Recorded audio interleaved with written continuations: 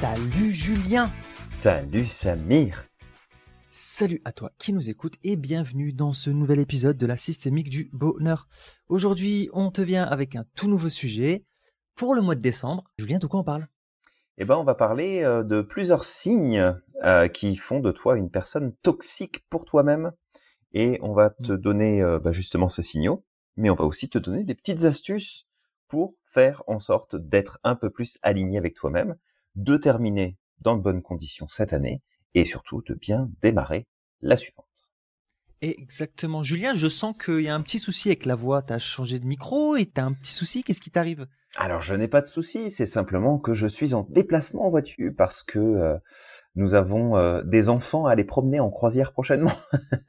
C'est vrai, c'est vrai, c'est vrai. On En emmène plus, les il faut les enfants, tenir, hein. dont Il faut les certains tenir, qui sont ceux-là, plus quand vieux que même. nous. Faut quand même le préciser. Bon courage, Julien, bon courage. Bon, moi, je ne serai pas de la partie, effectivement, Non, mais j'ai mais bien compris, je tu t'es vais dégonflé, tu me laisses gérer le Ah bordel. bah C'est attends, très sympa, très sympa. exactement. Je sais que tu vas revenir en 1000 morceaux, mais c'est pas grave. Bon courage. Non, profitez bien, en tout cas. Merci beaucoup. Donc Euh, c'est ça. Le son est un alors, petit peu différent d'habitude, mais j'espère qu'il restera quand même agréable à l'écoute. ouais, exactement. Alors, Julien, tu as annoncé le sujet du podcast du jour. En fait, il faut savoir que quelque part, on est tous un peu toxiques pour nous. D'accord? Mhm. On, c'est Ça peut souvent, on va se arriver, plaindre ouais. de la toxicité qui vient de l'extérieur, mais nous-mêmes, on a un Mhm. ensemble de comportements, un ensemble d'habitudes. On a aussi des choses qu'on ne sait pas gérer chez nous. Il y a des choses aussi auxquelles on n'a pas conscience aussi de ces Tout à comportements, de fait. ces automatismes-là. Et tout ça, en fait, ça vient nous saboter, ça vient causer un ensemble de problématiques ou de résultats chez nous qui nous amènent des résultats négatifs. Donc, toi qui nous écoutes, si tu as l'impression parfois de t'auto-saboter dans ton propre bonheur, de te rendre compte qu'en fait tu n'arrives pas à t'épanouir, il y a de fortes chances que aujourd'hui tu as des comportements qui viennent te déranger et qui t'empêchent de pouvoir avancer. C'est des Mhm. comportements qui sont toxiques. Et tu vois, parmi les comportements toxiques dont on parle là, il y a plein de choses dont on a déjà parlé dans certains podcasts, comme le fait de ne pas respecter ses besoins, le fait de se soucier des opinions des autres, le Mhm. fait de faire les choses pour plaire aux autres, mais de ne pas se mettre en avant. D'accord? Il y a vraiment beaucoup, beaucoup de choses comme ça qui viennent. Et malheureusement, tant que tu traites pas ça, tu vas pas pouvoir avancer. Et on parle de systémique du bonheur. Donc, Mhm. tu ne pourras pas avancer vers ton propre bonheur. Donc peut-être que je vais donner le premier, Julien. Le premier, c'est Mhm. d'accorder trop d'importance à ce que les autres pensent de nous. Et alors quelque part, c'est un sentiment ou c'est un comportement qui est naturel. De vouloir être approuvé, de vouloir plaire, de ne pas vouloir être mis en marge, d'accord? Parce qu'on est des animaux sociaux, nous les êtres humains. Mhm. Et du coup, forcément, on a besoin d'être accepté généralement par le groupe. Tout à Mais fait. ce comportement-là, il peut nous empêcher justement d'être nous-mêmes déjà, d'être authentiques, mais aussi de nous accomplir. Parce que si on porte trop d'importance à ce que les autres pensent, en fait, on laisse aux autres la possibilité de venir nous saboter avec leur propre carte du monde, leurs propres peurs, leurs propres inquiétudes. Et en fait, à ce moment-là, leurs inquiétudes vont finir par devenir soit les nôtres, soit devenir des barrières pour nous. Je donne un exemple. S'il y a quelqu'un qui a peur, par exemple, de changer de job, parce que pour lui, il se dit, en fait, moi, j'ai peut-être pas les compétences pour changer, etc. J'ai un Mhm. salaire chaque mois, donc je suis à ma place. Et toi, demain, tu as un projet, tu as envie de te lancer dans l'entrepreneuriat, et tu te rends compte qu'autour de toi, la majeure partie des gens te disent, mais en fait, pourquoi tu fais ça? Tu veux pas continuer dans le salariat? Au moins, tu as un salaire qui tombe, tu prends pas de risques, etc. Si tu accordes trop d'importance à ce que les autres pensent de toi, malheureusement, tu pourrais mettre tes rêves au placard. Tout à fait. D'accord? Sauf que tout ce que les autres te disent, c'est leur propre carte du monde. C'est pas la tienne. C'est leur propre peur. C'est pas les tiens. C'est pour ça que c'est important, justement, de se libérer du regard des autres. Effectivement, Samir, et tu vois, ça me fait penser à cette réflexion qu'on fait parfois à nos étudiants ou à nos clients, qui est une forme de métaphore, en fait, pour les aider à réfléchir à ce concept-là. C'est que si demain, tu avais l'obligation de prendre le risque de finir en prison, avec la même sentence, qu'est-ce que tu choisirais, en fait? Être chopé parce que tu vas aller braquer une banque et partir avec plusieurs milliards, ou est-ce que tu veux être chopé, prendre le risque d'être chopé et finalement d'aller braquer une petite supérette pour 200 balles? Et c'est un peu ça l'idée, c'est que de toute façon, tu vas être jugé, tu vas être critiqué, il y a des gens qui vont penser des choses à ton sujet. T'as aucun moyen de contrôler ce que les gens vont penser. Par contre, ce que tu peux contrôler, c'est être le plus possible aligné avec la personne que tu veux être, avec ce que tu veux accomplir. Et si ce que tu veux accomplir, alors c'est une image, je suis pas en train de te dire qu'il faut aller braquer la banque, mais est quelque chose d'important, la valeur qui peut éventuellement déranger, qui peut éventuellement venir perturber un petit peu l'ordre naturel des choses pour les autres, sans bien sûr faire des choses qui sont pas bonnes ou qui sont volontairement négatives. Attention, hein, on part pas dans tous les sens, mais juste le fait que tu poses des actions, que tu fasses des choix qui peuvent aller chercher les autres dans leur propre mode de fonctionnement, réveiller chez eux leurs propres peurs, qui n'ont rien à voir avec ce que tu vas faire ou pas, mais c'est leur projection. Bah en fait, quitte à payer le même prix, j'ai envie de te dire, fais ce que tu as à faire, puis t'occupe pas des signaux, quoi. T'occupe pas de ce Ouais. qui se passe autour, fais juste ce que tu as à faire. Parce que si tu fais ta vie en fonction des signaux extérieurs, le problème c'est que tu vas finir par en souffrir, tu vas en vouloir au reste du monde, sauf qu'il y aura Ouais. qu'une seule personne qui sera responsable, ce sera toi. Donc vraiment de faire attention à ça. Ouais, exactement. Tu sais, Julien, justement, pour compléter un peu ce que tu dis, dans ma culture, en tout cas en Algérie, beaucoup de personnes sont comme ça. Ils ont cette culture de que vont dire les gens, tu vois. Que Ok. vont dire les gens. À chaque fois qu'il y a quelque chose, c'est que vont dire les gens. Et malheureusement, à cause de ça, en fait, ils empêchent souvent leurs enfants d'avancer, de s'épanouir, eux-mêmes Hmm. aussi, en fait, de Ok. s'épanouir et de prendre leurs propres décisions. Parce qu'il y a toujours ce regard de que vont dire les gens. Mais moi, ce que j'ai remarqué très souvent aussi, c'est que ces personnes ont peur du regard des gens, mais tu sais, les gens font leur vie. Ils en ont rien Ouais, à tout à faire. Et fait. très souvent, les choses qu'ils ont peur, en fait, dont ils ont peur qu'on les critique, bah, en fait, ils le font quand même. Ouais.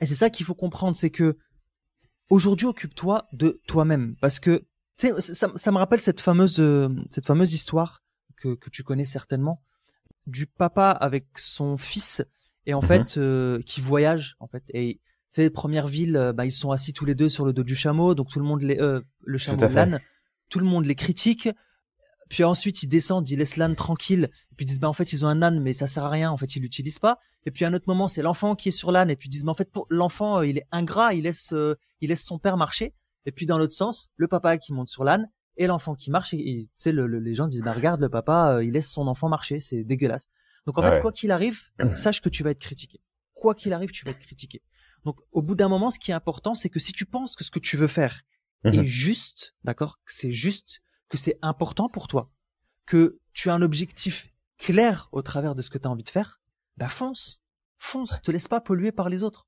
parce Ouais, tout à que fait. si tu le fais pas comme tu l'as dit Julien tu vas finir frustré d'accord si tu es frustré ça va se ressentir au travers de tes relations avec les autres d'accord tu vas en vouloir à la terre entière tu vas plus t'entendre avec personne tu vas plus t'entendre avec toi-même également et j'en ai marre que mon chat passe devant ma caméra mais c'est pas grave et ensuite l'autre truc c'est que bah, malheureusement à la fin de ta vie tu vas te poser cette question tu sais tout le monde va finir par mourir tu vas te dire bah en fait regarde j'ai rien foutu de ce que je voulais Ouais. j'ai rien fait donc au bout d'un moment c'est ça c'est important que si tu estimes que les choses sont justes que tu prends les décisions en conscience fonce et peut-être que ce que je dirais c'est que lorsque tu te sens incertain Mhm. d'accord par rapport à ce que les autres pensent de toi etc pose-toi juste cette question est-ce que je fais ça parce que ça me semble juste ou est-ce que je le fais pour obtenir l'approbation des autres Ouais. d'accord si tu le fais parce que tu sens que c'est juste c'est que tu es en accord avec tes valeurs c'est que ça vient répondre à un besoin de sens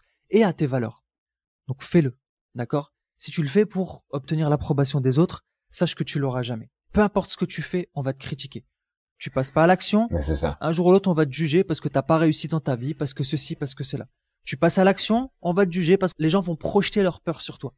Donc au bout d'un Bah, on va te moment, juger parce que t'as réussi. Ouais, il a aussi parce que t'as réussi, réussi. Ouais, parce c'est que vrai, machin, il se prend pour ouais, qui, et puis, c'est tu sais, ça. ça peut prendre. Je me rappelle de mon oncle Mhm. en Algérie à un moment qui avait eu un poste au ministère. Et en fait, à partir du moment où il a eu ce poste au ministère, il y a pas mal de monde qui connaissait quand il était jeune, Mhm. qui ont commencé à parler sur son dos. Ah, regarde, il se la pète maintenant. Alors que c'est pas vrai, hein. Il était toujours aussi proche des autres. Hein. Mais en fait, eux, ils ont cette peur de la réussite certainement. Ils ont peut-être aussi cette jalousie là de la réussite parce que eux, ils se sont pas passés à l'action. Cette C'est possible, frustration, ouais. d'accord? Ouais. Donc automatiquement, ils sont projetés sur mon oncle potentiellement ce que eux feraient, tu vois, si ils avaient réussi. Donc Ouais. voilà, au bout d'un moment, juste une chose, sois en accord avec tes valeurs et tes besoins. Si quelque chose a du sens pour toi, c'est ce qu'il y a de plus important. Complètement. Ouais. Là, c'est des points qui sont importants et comme tu l'as dit au début de ce podcast, il y a plein d'éléments qu'on avait déjà partagés dans d'autres épisodes de podcast. Là, le but, c'est de regrouper finalement un petit peu tous les Ouais. principaux points de toxicité qu'on peut avoir envers nous-mêmes. Ça me donne envie d'amener le deuxième point, qui est de ne pas suffisamment connaître nos propres limites et de ne pas les communiquer aux autres. Parce que, tu sais, parfois, t'as juste envie de dire, ouais, j'en ai marre, les gens se servent de moi, les gens ceci, les gens cela, les gens me respectent pas. Mais, c'est un petit peu comme j'ai dit à une rencontre de clientes potentielles que j'ai eue récemment. C'est que quand il y a plein de choses comme ça qui fonctionnent pas dans notre vie et qu'il y a des récurrences de résultats avec malheureusement aucun résultat souhaitable, mais qui sont approchés par plein de stratégies différentes, par plein de personnes différentes, mais qu'on en est toujours au même stade, c'est peut-être tout simplement parce que le point commun à tous ces problèmes, c'est nous. Et là, l'idée, c'est vraiment que tu comprennes que soit tu ne connais pas suffisamment bien tes limites, qui sont pourtant essentielles pour ton équilibre mental, pour ta santé émotionnelle, pour les résultats dans ton quotidien, pour ton énergie physique, pour tout, en fait, que si tu ne connais pas tes limites, c'est difficile de les faire respecter. Et du coup, tu peux pas vraiment en vouloir aux autres de se permettre de prendre de ton temps, de ton attention, de tes ressources, de ton aide, de tout un tas de choses. Et puis parfois, tu connais tes limites, mais tu les fixes pas de façon claire et tu ne dis pas à l'autre que c'est important que l'autre respecte justement les limites que tu nommes. Et tu vois, c'est marrant qu'on en arrive à ce sujet-là parce que pas plus tard que ce matin, je lisais un post sur LinkedIn de personnes que je suis et une personne en particulier met un post justement là-dessus et note: voici 2 situations, puis en gros, dites-moi ce que vous en pensez. La première situation, c'est un homme qui dit à sa femme: en fait, chérie, je te laisse t'occuper du petit. Moi, c'est mardi, je vais à la pêche. C'est un créneau que j'ai mis sur mon agenda, je vais à la pêche. Et deuxième solution, c'est j'avais prévu d'aller à la pêche, mais bon, je vais rester là, puis je vais m'occuper du petit, puis c'est pas grave, je remettrai ça plus tard.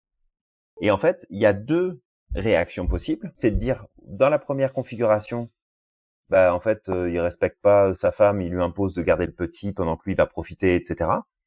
Et puis dans la deuxième option, c'est vachement bien parce qu'en fait, il a donné ses limites, il avait pris ses dispositions pour pouvoir profiter de ce temps-là, et il fait simplement un rappel à sa conjointe que regarde, moi c'était prévu, donc j'y vais. Et l'idée, c'est pas de savoir qui a raison ou qui a tort.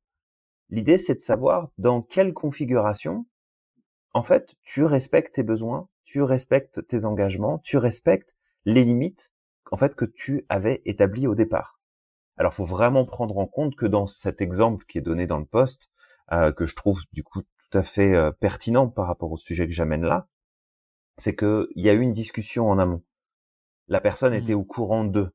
Et ce gars-là fait simplement respecter l'engagement qui a été pris au départ et dit, non, en fait, c'est important pour moi, j'ai besoin de ce temps-là. Si j'ai pas ce temps-là, ça va me pénaliser sur plein d'autres choses.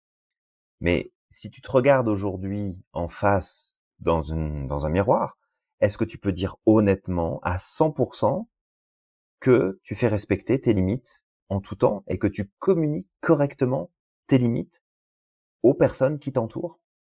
Et si la réponse est non, j'ai presque moi envie de t'inviter à poser les choses sur le papier aujourd'hui et dire tiens, quelles sont les limites, qu'est-ce que je tolère, qu'est-ce que je tolère pas. D'ailleurs, ça c'est un point qu'on amène beaucoup dans nos formations, ce principe de on vit ce qu'on tolère au quotidien. Ouais. Si tu vis des gens qui envahissent ton espace personnel, qui t'épuisent, qui sont constamment en train de te demander des trucs, qui ne tiennent pas compte de ton agenda, qui ne tiennent pas compte de tes obligations, qui ne tiennent pas compte de tes envies, c'est pas que le reste du monde sont des salopards, c'est peut-être que toi, t'as pas fait ta job de mettre correctement tes limites et de les faire respecter. Et les faire respecter, c'est pas envoyer chier les gens, c'est pas leur dire que c'est des cons, c'est pas t'isoler non plus, c'est prendre ta responsabilité et de dire, écoutez les mecs, j'ai été présent à l'écoute pour vous jusqu'à maintenant, mais en fait, je peux pas vous en vouloir que vous ayez pris ce que je vous donnais parce que j'ai pas mis de limite. Sauf que là, maintenant, moi, j'ai besoin de temps. J'ai besoin de m'occuper de moi, j'ai besoin de faire des choses pour moi, j'ai besoin de prendre de la distance, j'ai besoin de faire une pause, j'ai besoin de me reposer, j'ai besoin d'avancer sur mon boulot. Peu importe. Tu peux pas en vouloir aux autres de faire ce que tu les autorises à faire. C'est vraiment la conclusion que j'ai envie de mettre sur ce point-là. C'est tu ne peux pas punir et tu ne peux pas en vouloir aux autres de faire ce que tu ne leur as jamais interdit de faire et ce que tu n'as jamais mis de limite, ce sur quoi tu n'as jamais rien mis pour limiter les choses. Donc, je sais pas, je pense que c'est clair, mais peut-être que tu as des choses à rajouter, Samir, là-dessus. Non, bah, je pense que c'était suffisamment clair ce que tu dis là. De toute manière, si tu n'apprends pas à définir tes limites, personne ne le fera à ta place. Ça, c'est sûr et certain. Non. Donc, Ça se saurait si l'être humain était capable de se mettre des limites lui-même. Hein? Parce que s'il en ouais, était capable, on n'aurait pas de limitation de vitesse sur les routes, on n'aurait pas besoin de panneaux sur la totalement. route pour savoir comment Mm. on doit conduire, on n'aurait pas d'étiquette à rallonge sur les produits pour expliquer que non, tu peux pas mettre ton bébé dans le four pour le faire Ouais, sécher, hein, ça marche pas, que tu exactement. peux pas mettre ton chat dans le micro-ondes pour qu'il se réchauffe l'hiver. Donc, je veux dire, si on en est arrivé à un stade de bêtise aussi avancé, parce qu'à un moment donné, c'est de la connerie, hein, faut s'entendre, c'est bien parce que ça n'est pas possible de s'en remettre juste à l'humain, à lui-même, de se mettre ses propres limites. Exactement, Julien. Tu sais, il y a des gens qui sont anarchistes, hein, qui disent non, on a besoin de personne, on n'a pas besoin de règles, etc. C'est faux. Heureusement qu'il y a des règles. Et sur le fait que tu disais justement que Mm. on n'aurait pas besoin d'étiquettes là, ça me rappelle cette fameuse phrase là que je t'avais partagée. Le gars qui avait fait un post sur les réseaux et qui disait en fait, je suis pas en train de dire que il faut tuer tous les gens stupides. Je dis juste qu'il faut enlever toutes les étiquettes, tu sais, de warning là, De certains produits de et la de sélection certains naturelle va faire le produits. reste. Exactement, c'est ça. Le problème va être réglé tout seul. Donc oui, tu vois, c'est clairement ça. Non, non, c'est pour ça que c'est important effectivement, parce que il y a des gens qui viennent nous voir et qui nous disent, parfois même nos familles, hein, faut dire ce qu'il en est, qui disent Mhm. en fait, moi je ne veux que ton bien. Non, en fait, c'est pas forcément. Non, non, c'est pour C'est que toi tu vrai, sois en paix. oui, aussi. En fait, c'est vrai peut-être de leur conception parce qu'ils ont une idée de ce qui est meilleur pour toi, mais ils le savent pas à ta place. C'est ça le problème, c'est qu'en fait, ils font juste une projection Ben, de ce qui est c'est ça, important c'est une pour eux. projection. Exactement. C'est ça. Ouais, T'as t'en sais aucune rien que ça idée va me faire de. du bien. Ça se trouve, ça va me faire souffrir, ça va me bloquer, ça va me limiter. C'est comme bah, j'allais dire ces pauvres enfants. C'est pas des pauvres enfants. Après, ils grandissent, ils peuvent prendre des décisions, mais et je sais à quel point ça peut être difficile aussi de se positionner par rapport à sa Mm, famille.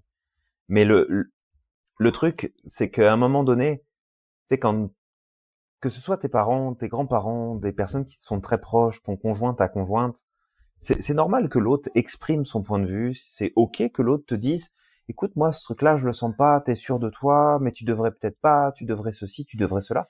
Tu sais, c'est comme, je remonte, j'avais déjà partagé ça, mais je mm, remonte un peu dans le temps, là, un peu beaucoup maintenant, mais à l'époque, quand j'avais dit à mes parents, bah écoutez, moi, je veux juste en fait être à mon compte, ça m'intéresse pas de bosser pour une entreprise. Oui, je peux aller faire mon métier et puis intégrer un système ou un autre, mais ça m'intéresse pas. Je veux vraiment être à mon compte.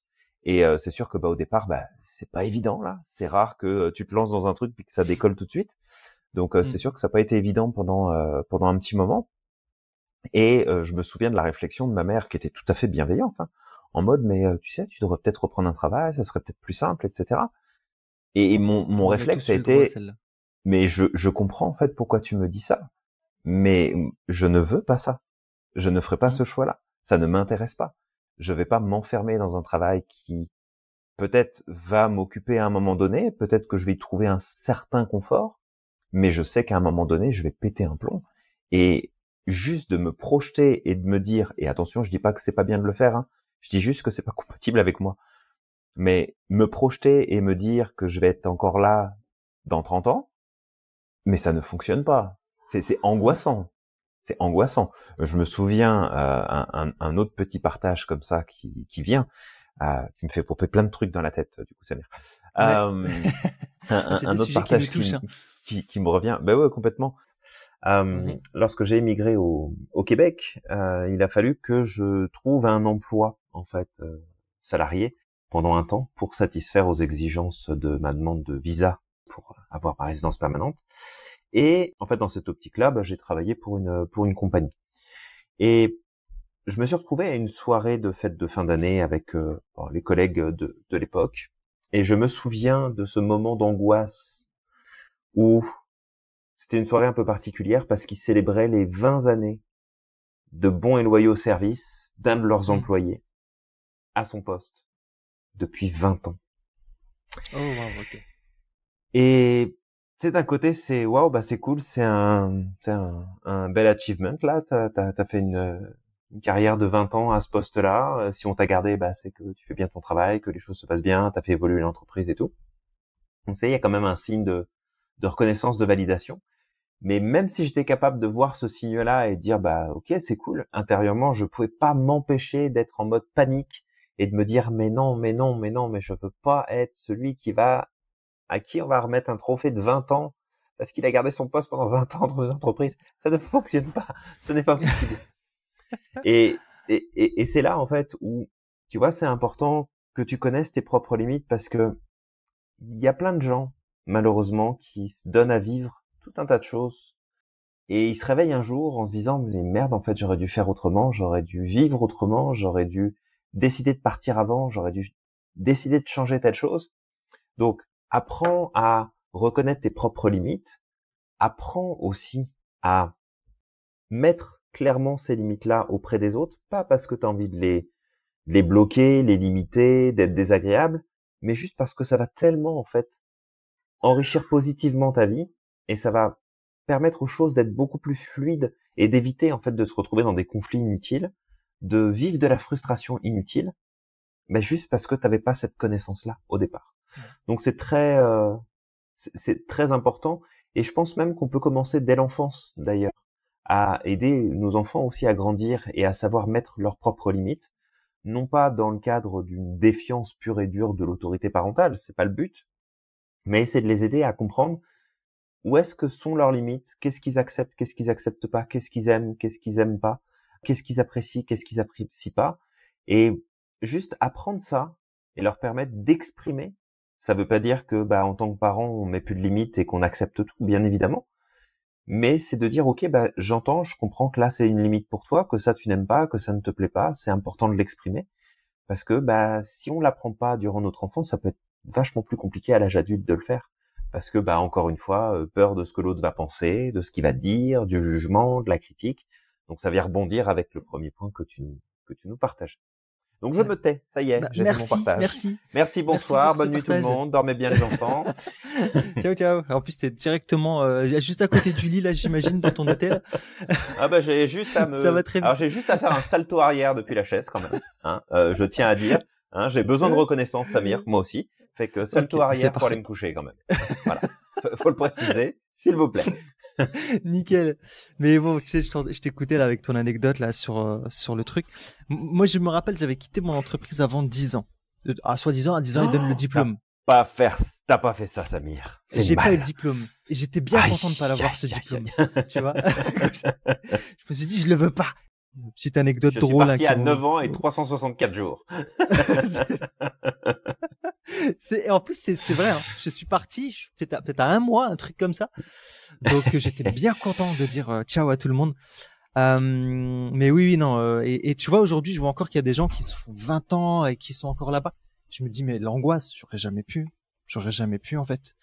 C'est surtout, tu sais, dans un emploi où t'apprends rien, en fait. T'es juste là pour faire du travail mécanique. On n'est pas forcément là pour te pousser à évoluer ou à apprendre des nouvelles choses. Donc, voilà, bref. Il en faut pour tout le monde. Il en faut pour tout le monde. Donc, c'est quand même important d'en tenir compte. Mais voilà, en tout cas, je te rejoins. Puis bon, après, c'est pas pour rien qu'on travaille ensemble non plus. C'est parce qu'on a plein de points communs et qu'on s'entend sur plein de choses. Ça aussi, ouais. Mais on est tous les deux des gens bizarres aussi. On n'aime pas faire comme les autres. Oui, on est très bizarres. Mais tu sais, tu parles de ça, mais j'ai une autre anecdote qui me revient. Puis je vais arrêter avec celle-ci. Ça va être la dernière, en tout cas, sur ce sujet-là. C'était un boulot que j'avais pendant mes études et j'ai essayé, en tout cas toujours, de faire mon maximum quand j'avais un travail, c'était à mon travail, puis de faire les choses. Bon, ça s'est pas toujours bien passé parce que quand on me prend pour un con, en général, ça passe pas très bien. Donc, Vous que je me suis pris un peu la tête avec certains supérieurs parfois, mais ça c'est pas grave. Mais en tout cas, ça me fait penser à cette expérience dans l'hôtellerie, parce que à cette époque-là, je vivais dans le sud de la France et des hôtels il y en a partout. Donc c'était le truc le plus simple et le plus évident en fait pendant les études euh, pour bosser, en tout cas pour moi à cette époque-là. Et je me souviens c'était pas mon N+1, c'était mon N+2 qui était venu me voir avec une proposition en fait d'un poste en me disant bah voilà comme tu bosses super bien et tout on veut savoir si tu vas rester et si tu restes en fait bah on te propose ce poste-là qui était un poste à responsabilité au-dessus et je me souviens de sa tête en fait parce que je l'ai regardé, j'ai fait ah bah c'est très gentil mais en fait je reste pas, fait que le poste est pas pour moi. Et il avait été vachement surpris en fait de ma réflexion. Et je pense qu'il avait été, je pense qu'il était déçu ou en tout cas ça l'avait perturbé dans ses plans. Parce que j'avais vu à son visage qu'il était pas très content que je que je refuse son offre. Mais c'est ça. Tu sais, des fois tu le sens, tu sais que c'est pas pour toi. Et si je m'étais pas écouté à cette époque-là, ben je sais pas où j'en serais. J'aurais perdu certainement des années de vie à faire un boulot dans lequel tu finis par t'enfermer par la force des choses. Et ça peut aller très vite en fait de se laisser embarquer dans les C'est ça. habitudes. Ça peut prendre plusieurs années avant de percuter que bah en fait tu veux autre chose. Mais bon, Ouais. chacun son rythme et chacun sa façon de faire, puis c'est ok là aussi. Hein. C'est vrai, c'est vrai. Exactement.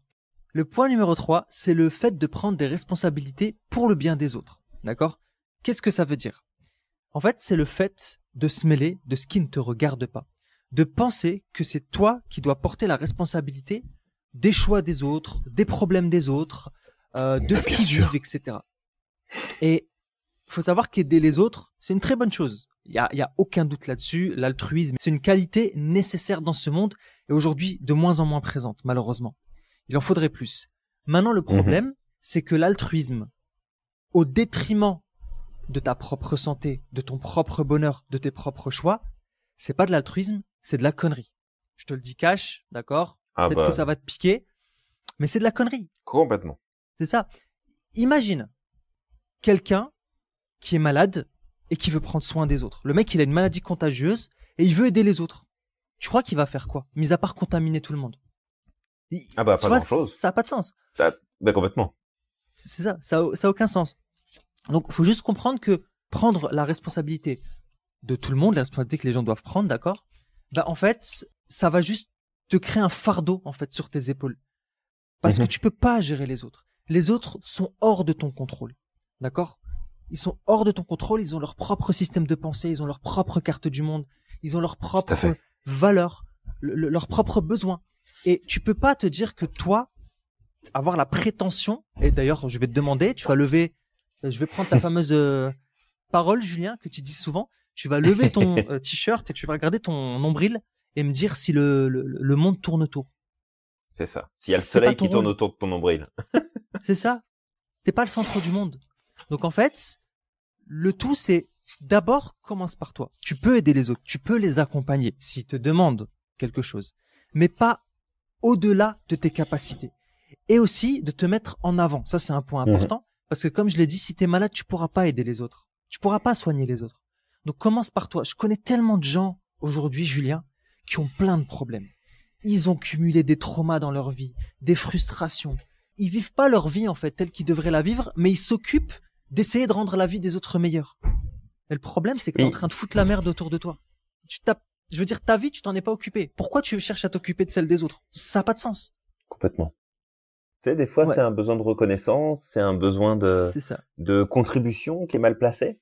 Et c'est vrai que, tu sais, j'utilise des fois des mots qui sont forts, mais quand tu interviens dans la vie de quelqu'un, bon, déjà, est-ce qu'on te l'a demandé? C'est comme Ouais, c'est ça.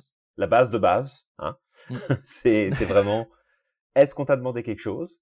Et puis, quand tu prends trop la place, comme tu le dis, Samir, là, c'est que, tu sais, t'as un comportement qui est manipulateur et t'as un comportement qui est narcissique aussi quand tu fais ça. Parce que, Mm. tu sais, c'est comme, regarde, moi, je vais te sauver, regarde, moi, je vais t'aider, regarde, moi, j'ai des solutions. Et je t'accorde que tu penses pas nécessairement comme ça quand tu le fais, mais quand ça devient maladif, dans ton comportement et que tu le fais tout le temps, c'est ça que ça fait transparaître. C'est ça que tu es en train de montrer. C'est regardez-moi, je suis important, regardez-moi, j'ai de la valeur, regardez-moi, moi je compte aussi parce que j'aide, parce que je fais à la place des autres, parce que je trouve des solutions. Non, en fait, trouve-toi une vie, trouve-toi une occupation. Tu sais, va faire du macramé si tu veux, mais fous la paix aux autres, quoi. C'est ça. Là, c'est ça. Même si tu as une intention qui est positive, tu sais, rends-toi compte à quel point, en fait, ça peut être mauvais. Et je parlerai justement d'un sujet en lien avec ça après. Je te laisse continuer. Ouais, d'accord. Bah, justement, Julien, ce que tu dis, ça a du sens parce que, encore une fois, je vais reparler de ces personnes. Tu parles de personnes qui ont effectivement un besoin de reconnaissance. Il y a toujours une raison derrière, d'accord? Il y a une raison, c'est bien de la connaître, c'est bien de la mettre à jour, mais juste toi de comprendre que tu peux pas prendre la responsabilité à la place des autres. Si toi, tu estimes que tu dois prendre la responsabilité des autres, ben, en fait, tu vas partir, comme on l'a dit tout à l'heure, d'un sentiment de je veux le bien de l'autre, mais le souci, c'est que vu que tu connais pas son système de pensée, vu que tu n'es pas à sa place, tu ne peux pas aider la personne à faire les meilleurs choix. Tu ne peux pas l'aider à progresser. Et tu vas peut-être rendre cette personne dépendante au bout d'un moment. Donc juste, occupe-toi de toi en premier. Si les gens viennent te demander de l'aide dans la limite de ce que tu peux faire, d'accord, sans que tu assistes les autres beaucoup trop, faut leur laisser leur autonomie pour qu'ils puissent se développer aussi, d'accord, sinon c'est de l'égoïsme. Parce que je connais tellement de personnes là qui disent, bah non, par exemple, moi, tant que mes enfants ont besoin de moi, bah en fait, je me sens bien. C'est très bien, bien sûr que les enfants ont besoin de soi, mais au bout d'un moment, ils vont avoir besoin aussi de voler de leurs propres ailes. Tu peux pas, je veux dire, vouloir que toute ta vie, tes enfants ont besoin de toi, c'est de l'égoïsme. Et si un jour il venait à t'arriver quelque chose, c'est ça. C'est malsain. C'est malsain. Et si un jour il venait à t'arriver quelque chose, comment ils vont faire? Ils vont faire comment, en fait? C'est le meilleur moyen de les détruire. Eh ben, tu vois, c'est exactement de ça dont je voulais parler. C'est de ce trouble qu'on appelle l'agoraphobie, qui n'est pas la peur de la foule, mais qui est la peur de tout. Ouais. Et ça se produit à la suite de traumas qui arrivent à l'âge adulte, chez des enfants qui ont grandi dans un environnement qui était surprotecteur, où finalement, souvent, le parent ou la personne responsable qui a eu ce rôle de surprotection, donc en fait a empêché les enfants de prendre conscience que après la vie il y a la mort, qu'il y a des accidents, qu'il y a des choses qui se perdent, qu'il y a des problèmes qui sont à régler, que en fait on essaie de faire grandir l'enfant et l'adolescent et le jeune adulte dans un environnement où tout est simple, tout est facile, tout est fluide, et un jour il se passe quelque chose qui souvent touche le parent protecteur, et là en fait la personne elle perd absolument tous ses repères et elle ne sait plus quoi faire. Elle ne sait plus quoi gérer. Elle est complètement perdue. Elle a peur de tout en permanence. Et pourquoi? Parce qu'en fait, toi, en tant que parent, tu as décidé de prendre toutes les responsabilités pour le bien-être des autres. Et là, en l'occurrence, de tes enfants. Mais ça marche pas. Non seulement c'est toxique pour les autres de faire ça, parce que t'empêches les gens de grandir, tu les empêches de progresser. Bien sûr qu'on n'aime pas voir les gens qu'on aime souffrir, mais s'ils ont besoin de passer par là pour faire des prises de conscience, pour faire des choix, pour se rendre compte de ce qui est important pour eux, tu te rends compte de ce que tu leur enlèves? Enfin, je veux dire, c'est horrible. Imagine un petit peu que tu arrives à la fin de ta vie, et puis là, tu es dans une salle de cinéma, et là, tu revois toute ta vie en film. Et là, on est en train de te dire, tu vois, regarde ce jour-là, quand tu as empêché ton enfant de prendre cette décision, puis de faire son erreur, regarde si tu l'avais laissé faire cette erreur, la vie qu'il aurait pu avoir. Exactement. Quand t'es intervenu auprès de cet ami et que tu as décidé de prendre en charge sa vie, de prendre des décisions à sa place parce que il était en souffrance, puis il fallait l'aider et t'estimais que c'était à toi de le faire.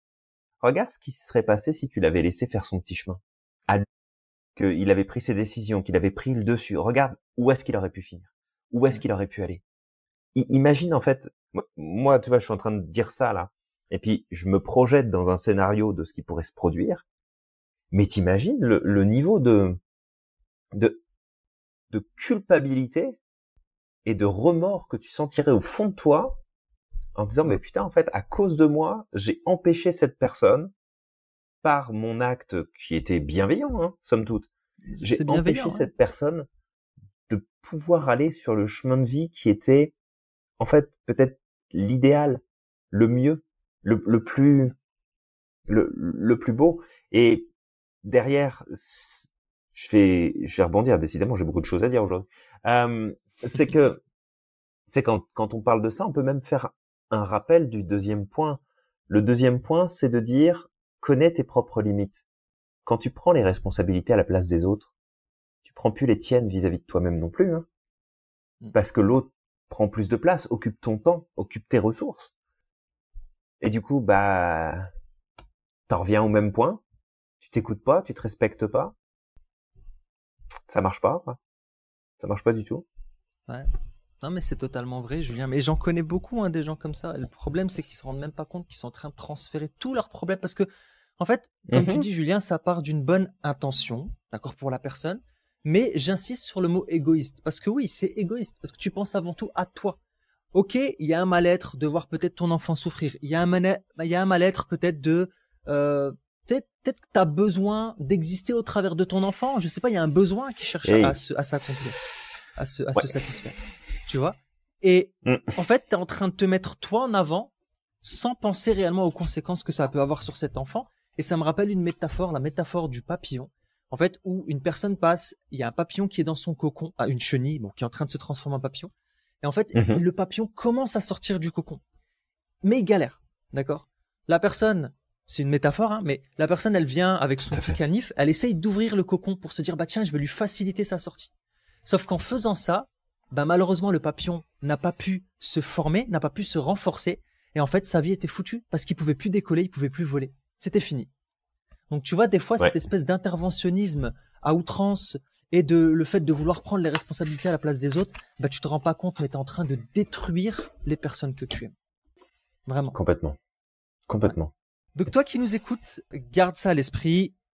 Occupe-toi de toi en premier parce que sache que si tu ne prends pas soin de toi, malheureusement, même si tu as des enfants, tu as des proches dont tu veux t'occuper, malheureusement, tu vas leur transférer tout ton mal-être et toutes tes problématiques. Donc, au bout d'un moment, il faut briser le cycle de la toxicité. Complètement. Donc, toi qui nous écoutes, peut-être que je te donnerai une petite piste pour pouvoir t'améliorer. C'est commence déjà par reconnaître que chacun est responsable de sa propre vie, que l'autre est hors de ton contrôle. Tu n'as de contrôle que sur toi-même, que sur ta propre personne. Ce qui est à l'extérieur, c'est hors de ton contrôle.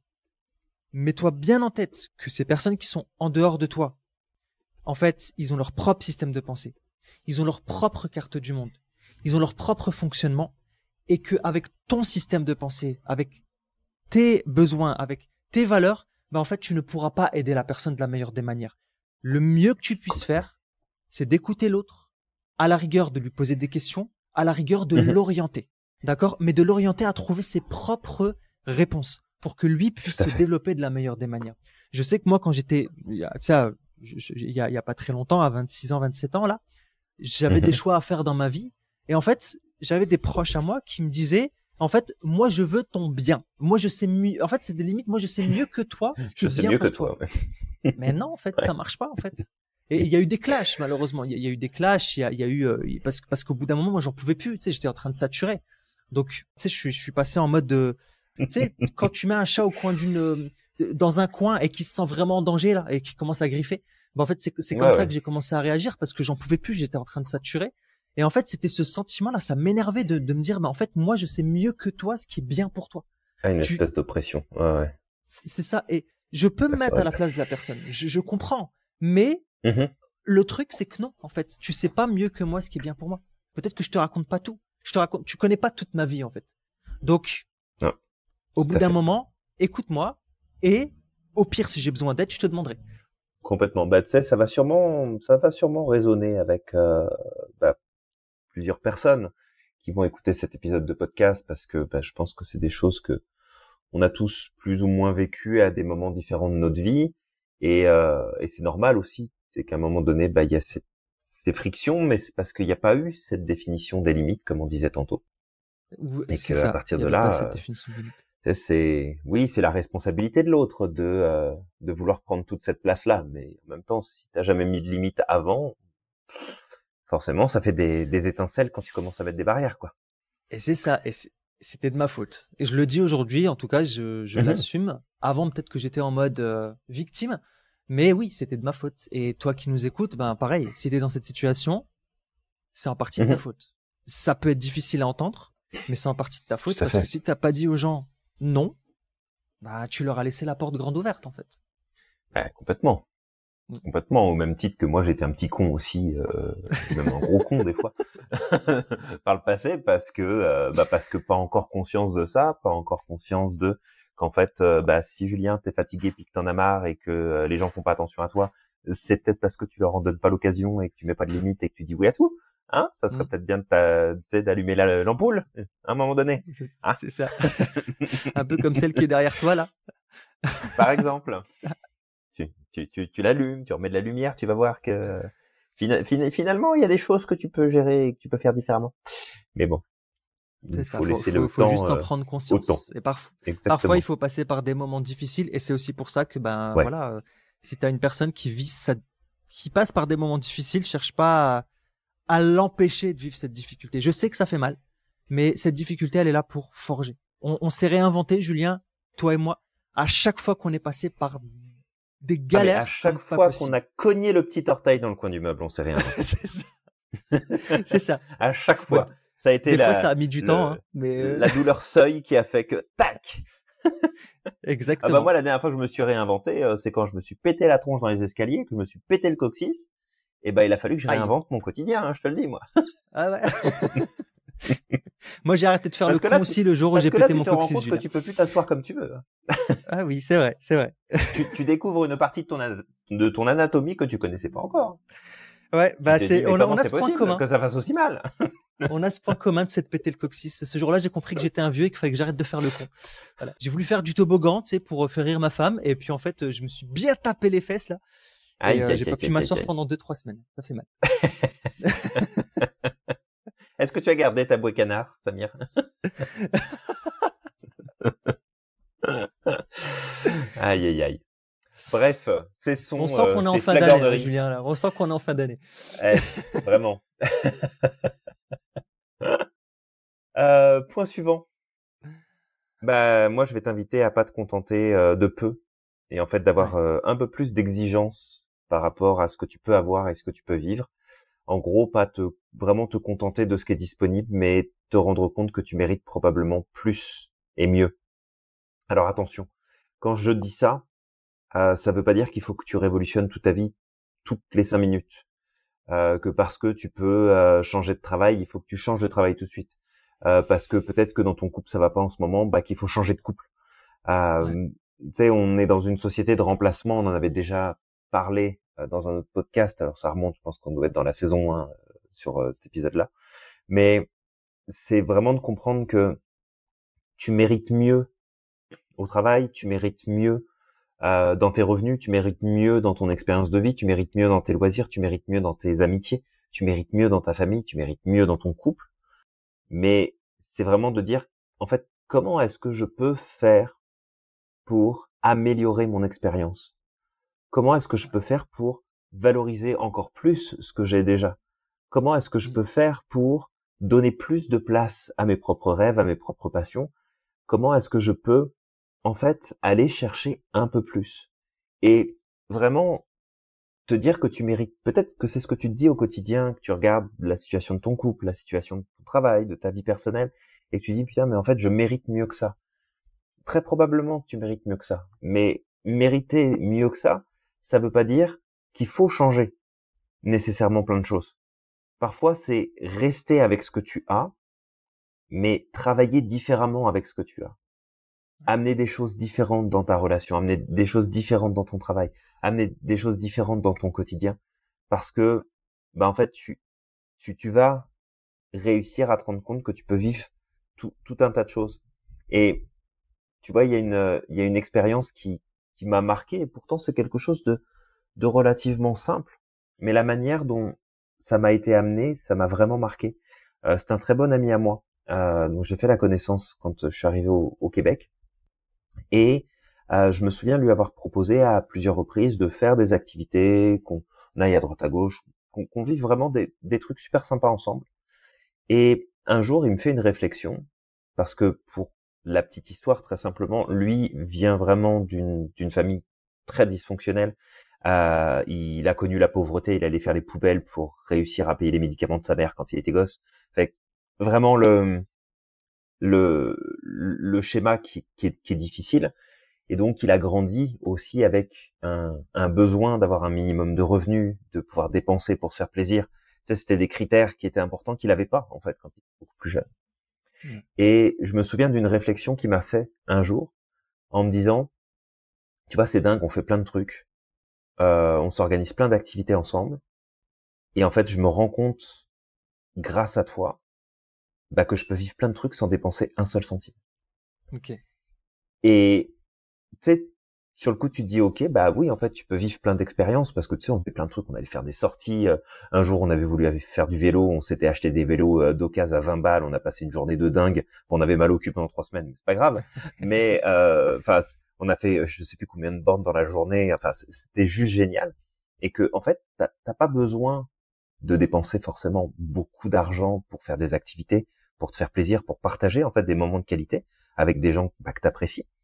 Et cette cette réflexion qui m'a fait m'a vraiment marqué parce que du coup c'est là aussi où tu te rends compte que des fois c'est pas le fait d'avoir plus qui va t'apporter plus de joie, d'expérience, de vie, de plaisir, c'est parfois te rendre compte que c'est toi qui es pas assez et c'est toi qui ne fais pas assez pour obtenir ce que tu mérites vraiment d'avoir, de vivre dans ton travail, dans ta relation, dans tes activités, dans tout un tas de choses.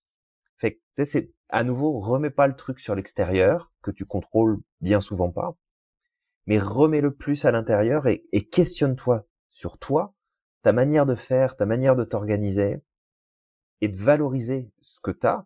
Et si vraiment ça va pas, enfin, je veux dire, te déchire pas dans un travail où t'as pas de reconnaissance, où ils en ont rien à foutre de toi et que t'es juste un numéro. Prends tes affaires, puis va chercher mieux ailleurs. D'accord? Parce que tu mérites mieux que ça.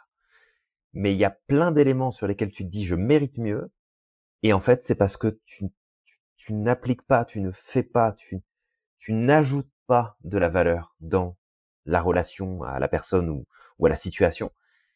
Et en fait, le mérite découlera justement de cet effort-là. Le mérite découlera de telle ou telle chose. Et décidément, j'ai plein de trucs à dire aujourd'hui. C'est parfait. C'est parfait, j'y Mais vais. mais tu vois, ça me fait penser à une autre anecdote. J'ai eu la chance d'intervenir en tant que formateur dans une entreprise. Alors, je pense que je peux pas dire le nom, même si grosso modo, ça n'a pas tellement d'importance et d'impact. Mais j'ai eu la chance de pouvoir intervenir dans une entreprise familiale que vous connaissez peut-être, toutes celles et ceux qui nous écoutent là sur ce podcast. Donc, si Samir, tu reconnais, tu diras pas le nom, juste au cas où. Ok. Tu sais, c'est les petites cartes à collectionner et les petits stickers à coller sur des cahiers. T'avais les joueurs de foot, de Ah oui, basket, c'est bon. t'avais Ouais, des personnages de dessins animés, Est-ce etc. que ça Bon, commence par un P, juste comme ça? J'en dirai pas plus. absolument, Samir, absolument. Et j'avais eu la chance d'intervenir chez eux justement dans le cadre d'une formation dans ce qui touchait les ressources humaines et le management. J'avais passé euh, une formation assez étrange parce qu'en plus en plein milieu de la formation, c'est là où j'ai appris malheureusement le suicide de mon meilleur ami. Donc tu vois, Ah, je suis c'était un vraiment contexte désolé. un Ouais, peu c'est. Hmm. un peu particulier, Je suis mais je me souviens en fait d'une question du directeur de cette entreprise.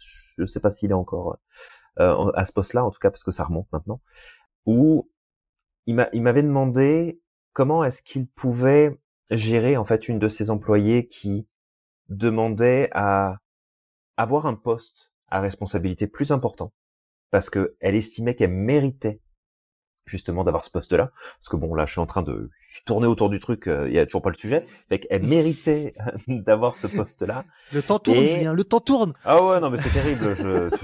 On est parti dans un labyrinthe de trucs. Laisse tomber. Mais voilà, donc elle voulait ce poste-là et elle disait bah non, mais je le mérite. Ça fait longtemps que machin, je bosse bien, etc., etc. Et lui était vraiment pas contre délivrer, mais il avait vraiment besoin de voir ce dont la personne était capable. Et il m'avait dit est-ce que vous trouvez ça correct de ma part et normal, en fait, que bah, j'attende de cette employée qu'elle prenne plus de responsabilités et qu'elle me démontre en dépassant ses simples fonctions. Alors, quand on dit simples fonctions, c'est pas des simples fonctions, mais les fonctions qu'elle avait à son poste actuel, pour me montrer en fait qu'elle est prête à prendre le poste suivant. Et instinctivement, je lui avais répondu, bien évidemment. Pourquoi est-ce que vous devriez la faire monter à un poste différent si ce qu'elle vous montre aujourd'hui, c'est qu'elle fait excellemment bien le travail pour lequel elle est payée aujourd'hui? C'est une erreur que beaucoup trop d'entreprises font, de se dire, j'ai un super employé, et pour le remercier, je vais le foutre à un autre poste à responsabilité au-dessus, et le mec ou la nana, ça devient des quiches. Parce qu'ils sont pas bons, ils sont pas sur un poste où ils excellent, ils sont pas bons, ils ont pas les compétences, ils deviennent toxiques pour leurs collaborateurs. Enfin, c'est une catastrophe et c'est comme ça dans toutes les entreprises. Dès qu'on commence à monter des gens en compétences parce qu'ils sont bons là où ils deviennent mauvais là où ils ont été placés parce qu'ils sont plus au bon endroit. Donc je lui avais dit, plutôt que de refaire cette erreur que beaucoup trop d'entreprises font, c'est beaucoup plus intéressant de dire, regarde, si tu veux, je te libère quelques heures dans ta semaine. On va déléguer une partie de ton travail où tu fais pas une différence. Puis, les heures que tu vas avoir de disponibles, puisque tu ne feras plus ces tâches sur lesquelles, clairement, d'autres personnes peuvent prendre le relais, je vais te demander de prendre les responsabilités et de poser les actions qui sont en lien avec le poste que tu es en train de viser. Et on va s'en reparler dans plusieurs semaines ou plusieurs mois, dépendant de ce que tu as besoin de mesurer. Mais on va s'en reparler par la suite. Et là, on va aviser ensemble si effectivement t'es fait ou pas pour le poste. Et si ça match et que tu montres que tu mérites d'avoir ce poste-là, parce que tu as les compétences, les capacités, parce que tu es capable de remplir déjà une partie des fonctions, regarde, ça me fera plaisir de te faire monter en compétences. Et on était vraiment arrivé à cette conversation-là, et je lui avais fait ce partage-là. Et après, je sais pas ce qu'il est advenu par la suite, parce que j'étais vraiment un intervenant extérieur, donc j'avais un temps limité d'intervention avec eux. Mais du coup, ça m'a vraiment fait revenir ce souvenir-là de tu penses que tu mérites mieux, c'est pas en allant voir ailleurs nécessairement que tu vas trouver mieux. Par contre, des fois, c'est en prenant plus de responsabilités vis-à-vis de toi-même et t'engager, toi, à faire plus, à aller chercher plus, que là, tu vas obtenir ce que tu mérites. Exact. Ouais, voilà, d'ailleurs, ça s'appelle petit partage. Le principe de Peter, là, ce que tu disais, effectivement, le fait que les gens, au bout d'un moment, ils atteignent un niveau d'incompétence. Ils sont bons dans ce qu'ils font, puis tu as des entreprises qui font, vas-y, je te donne un nouveau poste. Et à partir de ce moment-là, ils deviennent complètement incompétents et souvent cons. Désolé de le dire, mais j'en connaissais tellement. Oui. Oui, puis je suis sûr que ceux qui nous écoutent en connaissent plein aussi. Et d'ailleurs, ils font peut-être même partie du lot. Ils se sont rendus compte qu'ils étaient devenus cons parce qu'ils ont été mis à un poste où ils étaient complètement incompétents et que c'était pas du tout leur rôle. Mais malheureusement, ça arrive. Exactement. J'espère qu'on n'atteindra pas ce poste-là. J'espère, Julien. Mais peut-être qu'on l'atteindra. Écoute, entre nous, à un moment donné, on va peut-être finir par prendre des responsabilités chacun et on va se dire, mais t'es con, pourquoi t'as pris ce truc-là? Tu sais pas le gérer, on va passer à autre chose. Hein. C'est ça. J'espère qu'on aura l'intelligence de se dire en face à face, mais quel con tu fais? Pourquoi tu fais ça? C'est ça. Ouais, je t'assure. Tu sais, on pourrait se remettre des prix, des prix du con de l'année, ou je sais pas, la palme d'or du con. Ça pourrait être drôle. La palme d'or de la connerie est attribuée à... Exactement. Bon, je passe du coup au 5e. Donc, c'est le fait de ne pas se faire confiance. D'accord? Ça, c'est un point auquel il faut faire attention. De pas se faire confiance et ne pas faire confiance à ses instincts. Là, j'amènerai une petite nuance. Alors, il faut savoir que ce sujet-là nous a été inspiré par un article qu'on avait lu dans une revue américaine. Et du coup, on s'est dit, tiens, ça peut être intéressant, en fait, de le remanier un peu à notre propre sauce. Et là, je te dirais, effectivement, ne pas se faire confiance, c'est un tempérament qui est toxique. D'accord? Parce que, imagine, t'es constamment en train de douter de chacune de tes décisions. T'es constamment en train de remettre en question chaque chose que tu veux faire. T'as un chat qui te fait chier, qui passe depuis le début du podcast devant ta caméra. C'est chiant, n'est-ce pas, Paul? Hein? Je ne sais pas ce qui lui arrive aujourd'hui. Elle a envie d'être devant la caméra. Ah, mais je ne sais pas non plus. Elle a un besoin de reconnaissance qui s'est activé. C'est peut-être ça. Mais elle me déconcentre dans mon podcast. Donc je me refocus. Hein. Si tu veux, Julien, elle est en train de travailler mon focus. Donc où j'en étais, Julien? Je disais effectivement, voilà, quand tu doutes effectivement de tout ce que tu peux entreprendre, de tout ce que tu peux faire, de tes capacités, c'est un comportement qui est toxique parce que en fait, ça va t'empêcher d'avancer, mais en plus, ça va encore contribuer à détruire ta confiance en toi. En fait, c'est une espèce de roue qui tourne. D'accord? C'est un cercle vicieux. Donc, juste une chose qui pourrait être intéressant à faire, c'est sache que chaque individu a ses propres richesses d'expérience, ses propres connaissances, ses propres capacités, ses propres compétences, ses propres forces. Chacun d'entre nous. D'accord? Et le piège aussi qui peut amener à ça, c'est le fait de se comparer aux autres. D'accord? Quand tu te compares aux autres, tu détruis ton estime de toi et ta confiance en toi. Donc juste, apprends à te connaître. Apprends à accepter ce que tu es avec humilité. T'as des points forts et t'as des points faibles. C'est tout à fait normal. Julien, toi et moi, on travaille à l'Institut. On a chacun nos points forts, chacun nos points faibles. Des fois, je te regarde, je dis, punaise, j'aimerais bien savoir faire ça. Moi, si demain, des fois, c'est ce que je me dis, si demain je dois reprendre ça, je saurais pas gérer, en fait, en tant qu'entrepreneur. Mais aujourd'hui, la question, elle se pose pas. On a chacun nos domaines de compétences. On les développe au maximum. On les connaît. On sait que c'est nos responsabilités. C'est nos redevabilités, en quelque sorte, dans l'Institut Merlin. En fait, on s'y met à fond. D'accord? Et on l'accepte. Et on le sait. On sait très bien quelles sont nos forces, quelles sont nos faiblesses. Et c'est pareil. Du coup, dans les prises de décision, on se fait confiance.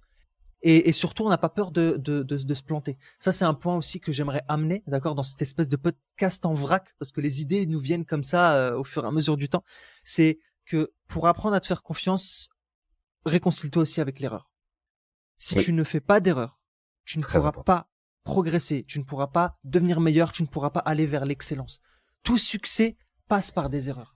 Parce que chaque erreur, tout à l'heure, Julien, tu le disais, à chaque fois qu'on se tape le pied dans le coin de la table, on sait qu'il faut pas le refaire. Des fois, ça se reproduit 2-3 fois, mais voilà. Au bout d'un moment, tu dis, bon, c'est pas grave. Je vais prévoir quelque chose. Donc, moi, je casse la table, généralement. Je dis, vas-y, tape, jette la table par la fenêtre. Comme ça, il n'y a plus de table. Moi, maintenant, je me déplace en côte de maille à la maison avec une armure en titane. Fait qu'il y a des trous partout dans les murs et dans les meubles, mais mes pieds vont bien. C'est ça. Mes orteils sont contents.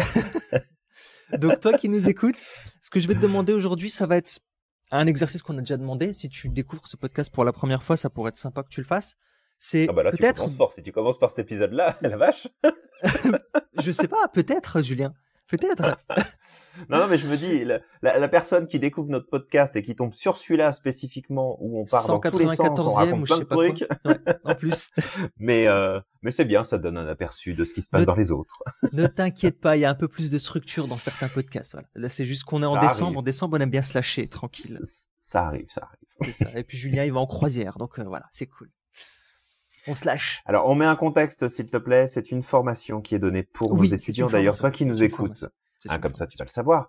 Mais si tu as un projet de reconversion professionnelle, que tu veux te former au métier de coaching et particulièrement à l'approche systémique et à la PNL, mais on a aussi d'autres méthodes, eh bien, sache que nous avons un programme sur mesure spécifiquement développé pour faire de toi un ou une super coach qui prend sa place sur le marché, qui sait se positionner, communiquer clairement son offre et qui surtout apporte des résultats à ses clients là où tous les autres auront échoué.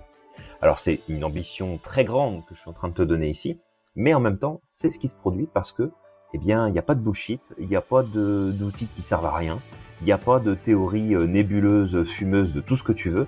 On est sur du concret. 100% scientifique.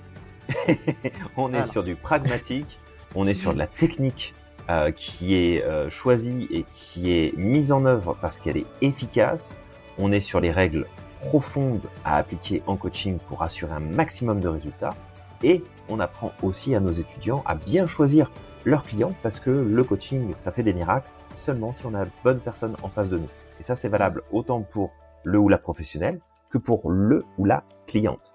Donc vraiment, si tu as un projet, tu nous contactes, ça nous fera plaisir de te présenter notre plan d'intervention, comment est-ce qu'on peut t'accompagner dans les différentes étapes de ton parcours et surtout te donner toutes les clés dont tu as besoin pour déjà ne pas aller chercher d'autres informations ailleurs pour pouvoir te lancer et perdre du temps et de l'argent pour rien, mais surtout te sentir pleinement légitime dans ton rôle parce que tu sauras exactement de quoi tu parles, tu comprendras en profondeur comment l'individu fonctionne et tu vas pouvoir être ultra efficace avec les personnes avec qui tu vas travailler. Exactement, Julien. Merci pour ce petit moment de publicité. placement de produit, Julien. Avec Voilà, plaisir. petit placement de l'Institut Merlin. Nous, on s'auto-promotionne, on n'a pas besoin de sponsors extérieurs. Peut-être qu'on en aura un, je sais pas. Qui sait dans le futur si on travaillera avec des Absolument. marques qui nous font à qui on fait confiance d'abord et Déjà. qui sont en accord avec nos valeurs. C'est surtout ça. Parce que voilà, on n'a pas forcément envie de faire de la publicité pour l'arnaqueur du coin là, ça nous intéresse pas du tout. Non, c'est clair. Voilà. Donc peut-être pour revenir à l'exercice que j'allais donner, c'est toi qui nous écoutes, si tu as du mal aujourd'hui à reconnaître tes forces, tes talents, demande à 10-15 personnes autour de toi. C'est envoie un mail, envoie un message, mais juste demande-leur 3 talents ou 3 qualités. Les défauts, on s'en fout complètement, ça ne servira pas pour cet exercice, vraiment. Le plus important, c'est tes talents. Pour apprendre à te connaître, pour apprendre à justement accepter ces choses-là. Et une fois que tu le fais, tu peux écrire tout ça, tu peux t'écrire un petit paragraphe où tu te dis, ben voilà, je suis, tu vois, vraiment, tu te les appropries et peut-être de te les lire devant un miroir si tu le peux. Ça peut être difficile, c'est vrai que j'ai demandé certaines fois à certaines personnes de le faire devant un miroir, ils avaient un peu du mal à le faire. Dans ces conditions, peut-être de relire au moins ce texte-là, d'accord? Et de l'accepter, d'accepter ça en toute humilité. C'est pas de remettre en question, mais de dire, écoute, ces personnes voient en moi des choses que je ne vois pas encore. Au moins ça. À partir du moment où tu acceptes que l'autre a été capable de voir chez toi des choses que toi tu n'as pas vues, c'est déjà un bon début. D'accord? Donc ça, c'est peut-être la première chose. Et la deuxième chose, justement, pour apprendre à te faire confiance, avant de te laisser la question de l'instinct, parce que c'est vrai que j'ai pas abordé la question de l'instinct, c'est peut-être pour te faire plus confiance dans tes décisions, commence par prendre des petites décisions. D'accord? Des petites décisions simples. Ouais. Tu les prends. Tu prends tes responsabilités, tu prends des décisions. Des décisions nettes. Des décisionnettes. Des décisionnettes. Des décisionnettes, des petites décisions, des décisionnettes. Voilà, bien joué. Ça peut être juste ton ami qui te dit, viens, on va où, dans quel restaurant, t'as pas l'habitude, tu dis, bah vas-y, je vais où tu veux. Bah prends une décision. Tu dis, bah ok, on va dans tel restaurant. Hop, tu le gardes jusqu'au bout. Voilà. Complètement. Qu'est-ce qu'on mange ce soir? Ok, vas-y, je prends la décision, je prends le lead. C'est une petite décision, ça va pas te coûter grand-chose, d'accord? Commence par ça, et quand tu auras l'habitude de le faire sur ces décisionnettes, d'accord? Bah ça va être beaucoup plus facile pour toi de prendre des grandes décisions. Donc ça, c'est un point important. Ouais, Julien, par contre, sur la question de l'instinct, là, j'aimerais mettre une nuance, parce que l'instinct, alors, il y a un petit souci avec l'instinct. Il y a un petit truc qui me dérange avec l'instinct. L'instinct, il faut apprendre à l'écouter, d'accord? Totalement important. Mais l'instinct peut aussi nous tromper. Donc, peut-être que avant de faire totalement confiance à ton instinct, il faut que tu saches comment tu fonctionnes. Quels sont peut-être de modéliser justement un petit peu comment tu fonctionnes, tes prises de décision, quand est-ce que tu prends des bonnes décisions, quand est-ce que ton instinct t'amène dans les bonnes directions avant de, parce que imagine quelqu'un qui sait pas trop comment écouter son instinct et qui commence à dire, bah, vas-y, je vais écouter mon instinct tous les jours. Tu sais, ça peut être assez compliqué. Je sais pas si ce que je dis là a du sens quand même, Julien. Moi, ça me gêne un peu, cette question de l'instinct. Il y a des gens qui disent, moi, je suis très instinctif. Mais, non, t'es impulsif, il y en a, c'est des luminos. Ouais, il y en a, c'est des luminos, ouais. Excuse-moi. Non, mais non, c'est sûr, l'instinct est très important. Faut pas le mettre de côté. Et puis, je pense qu'on a tous déjà vécu des expériences où on se dit après coup, si je m'étais écouté, ça aurait été bien mieux parce que je le sentais bien qu'il y avait un truc qui allait pas. Donc, s'il y a des choses que tu ressens, bah, essaye d'écouter ça, d'y prêter attention, mais de voir aussi que on vit dans un monde qui est beaucoup trop complexe, où on n'est pas dans une question de je vais dormir dans quelle grotte ce soir, je vais manger quel fruit qui traîne sur un arbre cet après-midi. On vit dans un monde qui est beaucoup plus complexe et qui nécessite, que tu le veuilles ou pas, un minimum de logique, un minimum de réflexion, un minimum de prise de recul. Parce que si tu fonctionnes qu'à l'instinct, ça veut dire qu'en plus tu fonctionnes qu'en mode réactif à ton environnement. Et c'est pas comme ça que tu vas pouvoir te respecter et que tu vas pouvoir progresser dans la meilleure direction. Donc on fait attention. On se fait confiance, on s'écoute, mais on est aussi capable de redescendre les pieds bien ancrés sur terre et de prendre des décisions et de faire des choix qui sont plus adaptés, plus cohérents par rapport à la réalité dans laquelle on se trouve.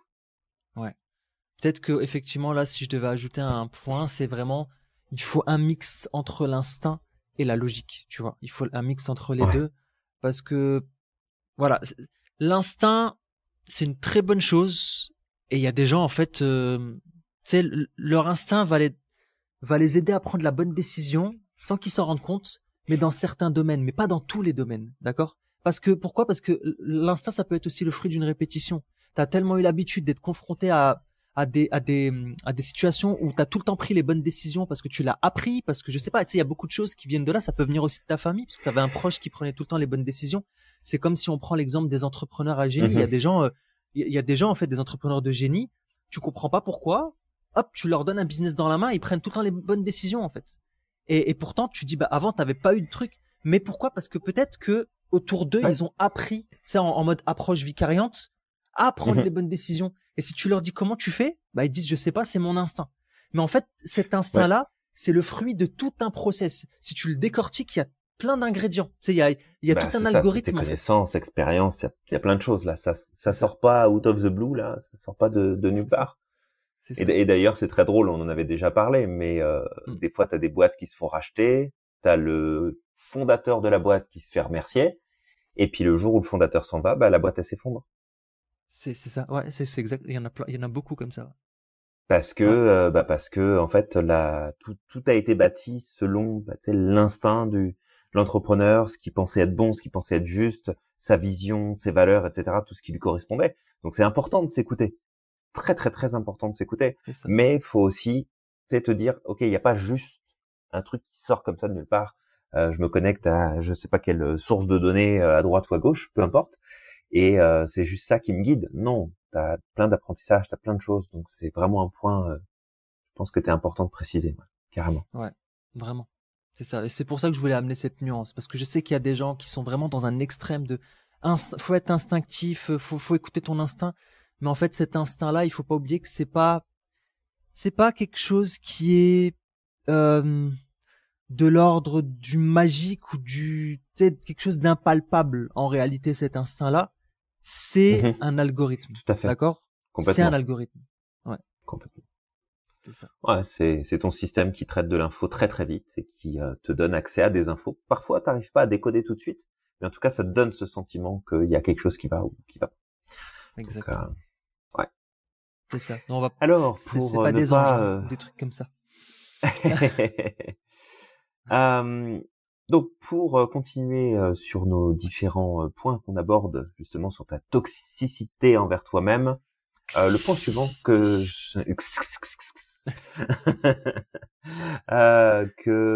je voulais t'amener, donc le point suivant, c'était d'arrêter, en fait, de te justifier de tout et n'importe quoi auprès des Ouais. autres. Ça, c'est un problème. C'est un problème que je connais bien puisque je l'ai fait pendant longtemps, de constamment justifier que je pouvais pas, que je voulais, que machin, que truc, que c'était important. Alors déjà d'une, ça sert à rien, ça t'épuise, ça vide tes batteries. En plus, un truc super vicieux dont j'ai fini par prendre conscience à un moment donné, c'est que euh, quand tu te justifies, systématiquement, tu te sens coupable. Ouais. C'est-à-dire que c'est Ouais, ça, immanquable. Dès que tu commences à te justifier, peu importe, tu as le sentiment de culpabilité qui arrive avec. Ils sont toujours par paire. Ils arrivent toujours par deux. ils sont toujours en mode, c'est ça. Ils sont toujours en duo. C'est comme les Sith dans Star Wars. Ils viennent toujours Ouais. par paire. Hein, on va Laurel et garder cette Hardy, référence-là parce qu'on peut parler, aussi. voilà, Laurel et Hardy, ça Ouais. va, ça reste correct aussi en termes de référence. Ouais. Mais c'est vraiment cette idée-là, c'est que dès que tu te justifies, tu te sens coupable. Et comme tu te sens coupable, bah, tu te sens obligé de te justifier encore plus. Et je suis pas en train de te dire que faut juste faire un fuck à tout le monde et puis de dire je fais ce que je veux, allez vous faire en papaouter chez les Grecs. C'est de dire regarde, je vais faire ça, je peux te donner une explication de pourquoi je veux m'y prendre comme ça ou pourquoi je veux passer par ce chemin-là, mais c'est pas une négociation en fait. Je suis pas en train de justifier. Je t'explique éventuellement ce que je compte faire. Voilà, je vais faire ça, je vais passer par là, mais c'est tout. J'ai pas besoin de justifier parce que tu comprends, il y a ça, puis il y a ce truc-là qui m'inquiète. Fais ce que tu as à faire. Fais juste ce que tu as à faire. T'occupe pas des autres. T'occupe pas de ce qui se passe autour parce que t'imagines pas la quantité d'énergie que tu dépenses à gérer ce truc-là, à essayer d'obtenir de l'approbation, de la validation et tout simplement de t'assurer que ta décision qui te concerne toi et ta vie et tes résultats sans impact sur les autres ne va pas toucher les autres. C'est ta décision, c'est tes choix, c'est ta vie, tu fais ce que tu veux. D'accord? Il y a personne qui n'a le droit, sauf si tu n'es plus en mesure de réfléchir par toi-même, et dans ce cas-là, c'est quelqu'un qui prend le relais. Mais jusqu'à preuve du contraire, il y a personne, ni rien, ni personne, qui peut te dire que tu dois te justifier de faire telle ou telle chose. C'est ça. Ça ne marche pas. T'as pas de justification à te donner, en fait. Accepte qui tu es, accepte tes imperfections, intègre tout ça, et accepte de faire et d'être qui tu es et de faire ce qui est en lien avec qui tu es. Et les personnes qui te soutiennent, qui t'apprécient, qui te reconnaissent, elles ont pas besoin de tes justifications ou d'explications constantes. D'ailleurs, c'est fatigant. Je sais pas si t'as déjà eu. Moi, je suis sûr que j'étais super chiant à un moment donné de ma vie parce que je justifiais tout. J'essayais de tout expliquer pour pas emmerder le monde. Mais en fait, j'emmerdais le monde à tout expliquer tout le temps. Alors, qu'est-ce que t'en penses? Parce que tu vois, moi, j'aimerais bien faire ça. Puis du coup, j'ai réfléchi. Et puis, ta gueule, Julien, en fait. Fais ce que t'as à faire. Voilà, tu me saoules. Tu me casses les pieds. Je te jure, moi, je me verrais il y a une vingtaine d'années en arrière, je me mettrais des paires de claques. Mais j'entends, mais c'est pareil pour moi. Je t'assure. C'est comme ça suffit en fait. Arrête, parce que tu t'épuises et tu fais chier le monde. Vraiment. D'accord? T'es toxique pour toi, puis t'es toxique pour les autres. C'est fatigant. Et si jamais t'as jamais vraiment passé plusieurs heures de ton temps avec une personne qui est constamment en train de se justifier et que tu sais pas ce que ça donne, ben trouve, il y en a plein là. Tu vas en trouver facilement. Passe 3 heures autour d'un repas, autour d'un verre, à discuter avec la personne et de l'écouter, t'expliquer le pourquoi du comment, du parce qu'il faut passer par là, mais tu comprends, il faut parce que sinon machin. Mais tu vas péter un plomb. Et tu vas te rendre compte que si jamais toi tu fais ça de ton côté, eh ben tu vas avoir envie de te mettre des claques aussi. Ouais. Et tout ça, je te le dis. Alors déjà d'une parce que moi je suis passé par là, mais bon. Ça, c'est pas parce que j'y suis passé que forcément j'ai une expertise absolue sur le sujet, mais c'est juste de comprendre que ce que je te dis là, même si c'est dit avec beaucoup d'entrain, beaucoup d'énergie et beaucoup de passion, c'est pas du jugement ou de la critique, d'accord? C'est juste de comprendre que c'est ultra toxique pour toi et pour les autres que de constamment chercher à te justifier. T'as pas besoin de faire ça. C'est ça. Ça n'a aucune valeur ajoutée. Fait que, je t'en prie, fais ce que t'as à faire, t'occupe pas du reste. Ouais, j'aime bien moi cette parole qui dit qui se justifie se crucifie. Voilà, c'est bien justement que tu l'amènes parce Vite que des clous, je glisse, c'est ça, non? Peut-être que certains la comprendront, peut-être que d'autres la comprendront pas. Je pense qu'il y en a qui vont avoir les oreilles qui vont saigner, mais c'est pas grave, c'est juste une blague, les gens. Hein. On peut rire de tout, vous savez, on peut rire absolument de tout. Donc voilà, juste voilà, de comprendre que c'est ni bon pour toi ni bon pour les autres, et parfois les gens ne te demandent pas de justification. Tu sais, moi je le faisais aussi, Julien, et la dernière fois que c'était arrivé, c'était dans dans l'entreprise dans laquelle je travaillais. Je devais bosser avec une manageuse qui, tu sais, sur la question de la RGPD. Et bon, il y a eu des choses. Mieux, s'il te plaît. À tes souhaits. Donc en fait, le truc en fait, c'est que ce truc-là, la RGPD, c'est que ce projet tombait en plein avec le moment où je devais prendre tous mes RTT en fin d'année. Donc d'un côté, en fait, je suis obligé de prendre mes RTT. Donc en fait, je devais avoir quoi, peut-être 1 ou 2 semaines de travail en fin d'année. Donc d'un côté, je dois finir le projet, mais de l'autre côté, je dois prendre mes RTT. Donc, tu sais, je leur ai dit, bah écoutez, payez-moi, et puis y a pas de souci. Tu sais, je finirai le projet. Non, prends tes RTT. Ils voulaient pas me les payer. Non, faut les prendre, c'est important, etc. Donc finalement, j'avais pas le temps de le finir, et à la fin, ça s'est retourné contre moi parce que c'est comme, bah t'as pas fait ton travail, on est déçu, etc. Bah merci. Bah oui. Voilà. Gentil, les merci. mecs. Et j'étais dans mon droit, et j'ai fait une erreur. Je me suis justifié. Là, je suis parti voir la manageuse, j'ai commencé à me justifier, tu vois, de oui, mais vous regardez, voilà, j'ai dû prendre mes congés, vous-même, vous m'avez dit qu'il fallait que je les prenne et tout. Julien, elle en avait rien à foutre, mais c'était lunaire. Je te jure, elle en avait strictement rien à faire. Et je me suis rabaissé comme pas possible.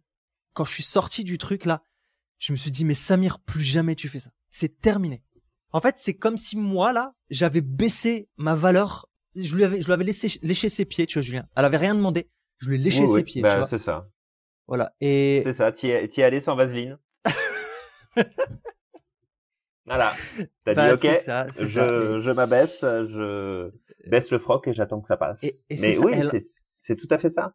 C'est ça. Elle en avait rien à foutre, Julien, mais une puissance. Et le pire encore, c'est qu'en fait, elle en profitait pour me rabaisser et pour me prendre encore plus de haut, tu vois.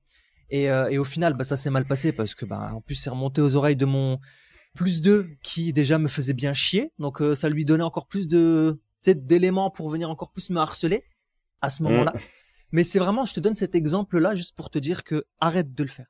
Parce que des fois, les gens ne te demandent rien du tout, en fait. Et c'est toi qui es en Oui, en train de plus. leur ramener des éléments.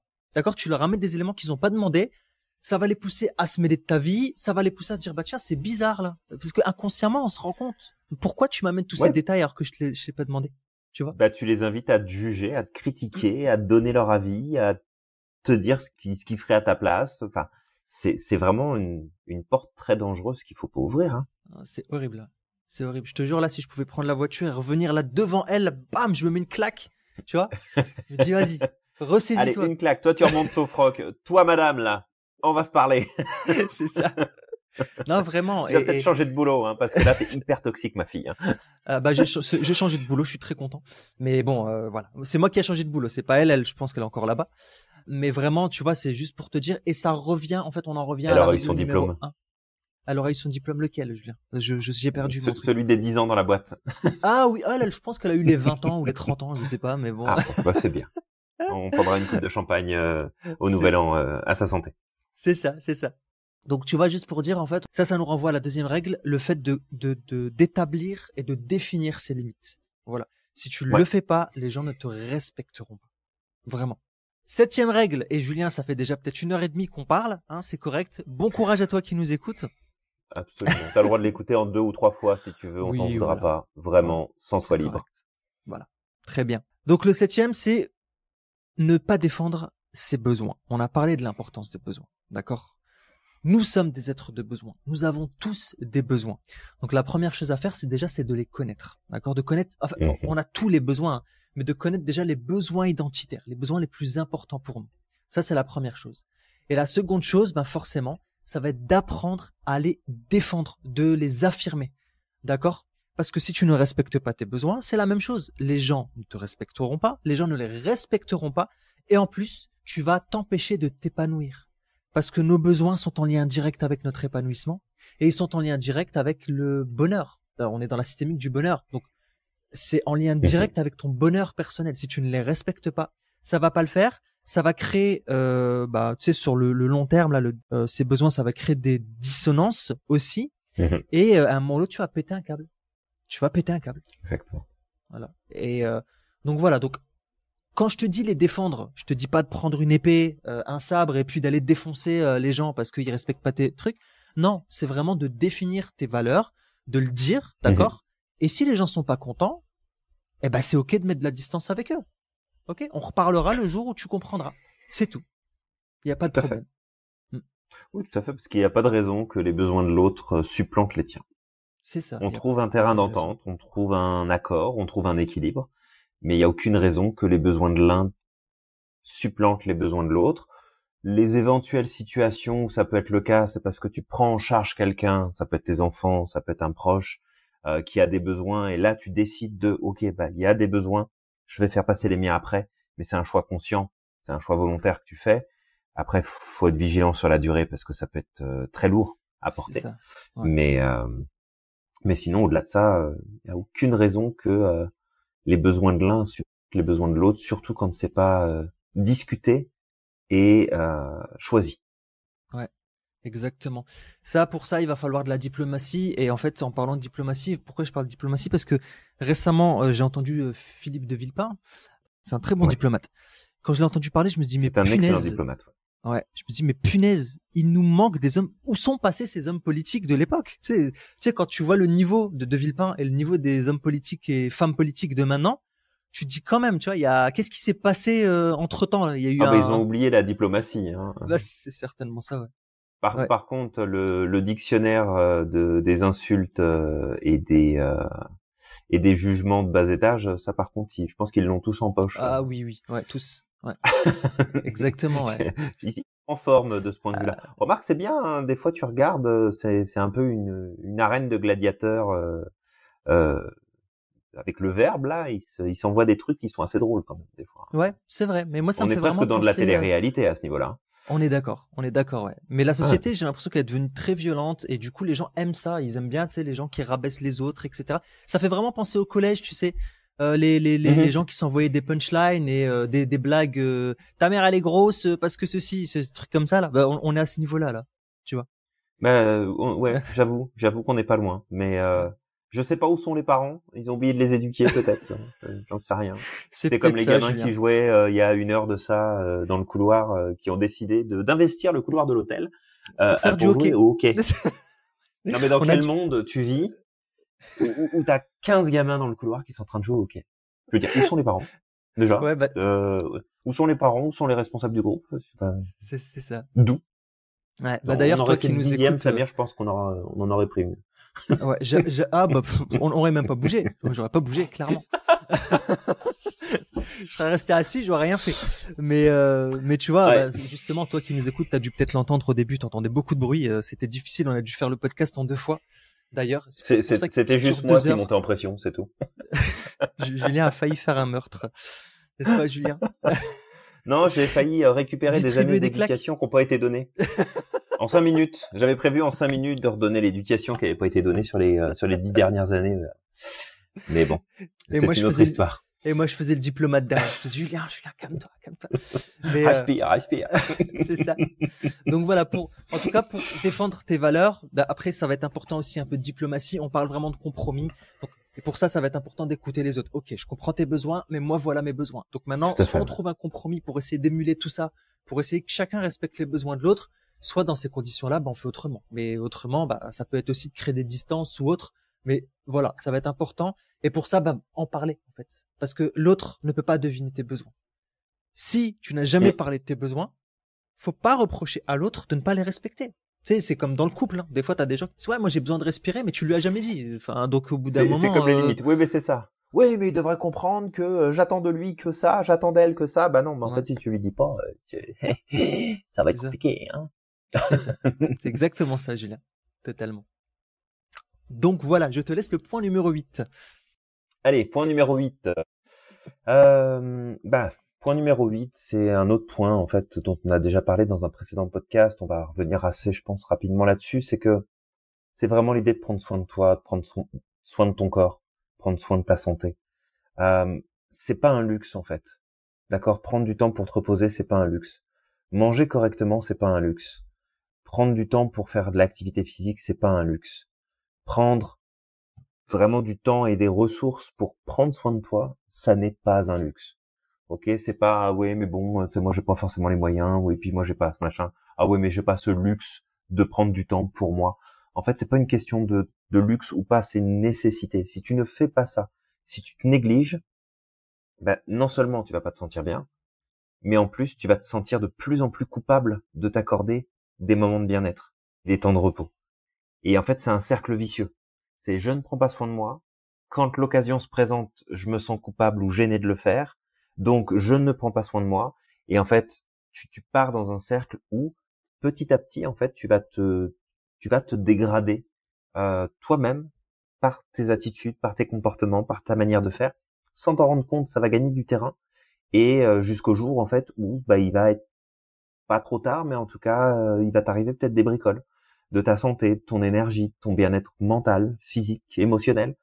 Donc, chaque jour, essaye de t'accorder, en fait, du temps, de t'accorder des moments de ressourcement. Ne serait-ce même que de sortir 15 minutes, marcher, prendre l'air, de prendre un peu plus de temps pour te préparer un truc sympa à manger, de te faire couler un bain chaud, tu sais, il y a tellement de choses que tu peux faire, en fait, dans ton quotidien pour t'accorder à ça. Et tu vois, Samir, je me souviens dans mon évolution de la compréhension du monde de l'entrepreneuriat, qui est un monde que j'affectionne particulièrement, où il y avait eu ce partage qui avait été fait et j'avais trouvé ça génial sur la notion de gestion du temps et d'organisation, où finalement cette personne-là, c'est elle a dit, OK, vous avez plein de trucs à faire dans vos journées, vous avez du chiffre à faire, vous avez des clients à aller voir, vous avez des clients à prospecter, vous avez des choses à mettre en place, de l'administratif à gérer. En fait, votre agenda, vous devez l'organiser, non pas autour de ces éléments qui sont importants, mais autour du temps que vous allez prendre. Tu places ton temps pour toi sur ton agenda et tu organises tout le reste du temps autour de ça et pas l'inverse. C'est pas je surcharge, je fais dégueuler de partout mon agenda avec tout ce que j'ai à faire et j'essaye de caler des petits moments pour moi. Ah non, c'est je planifie les moments pour moi et ensuite je trouve du temps pour faire ce que j'ai à faire.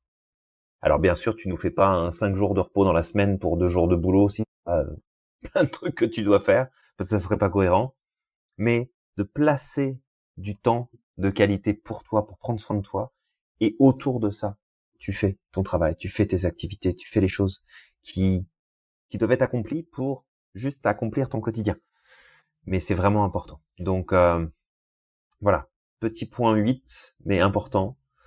Tu vaux la peine de prendre ce temps-là. C'est important de t'accorder ce temps-là, de respect, de prise en charge de toi-même, de prendre soin de toi-même.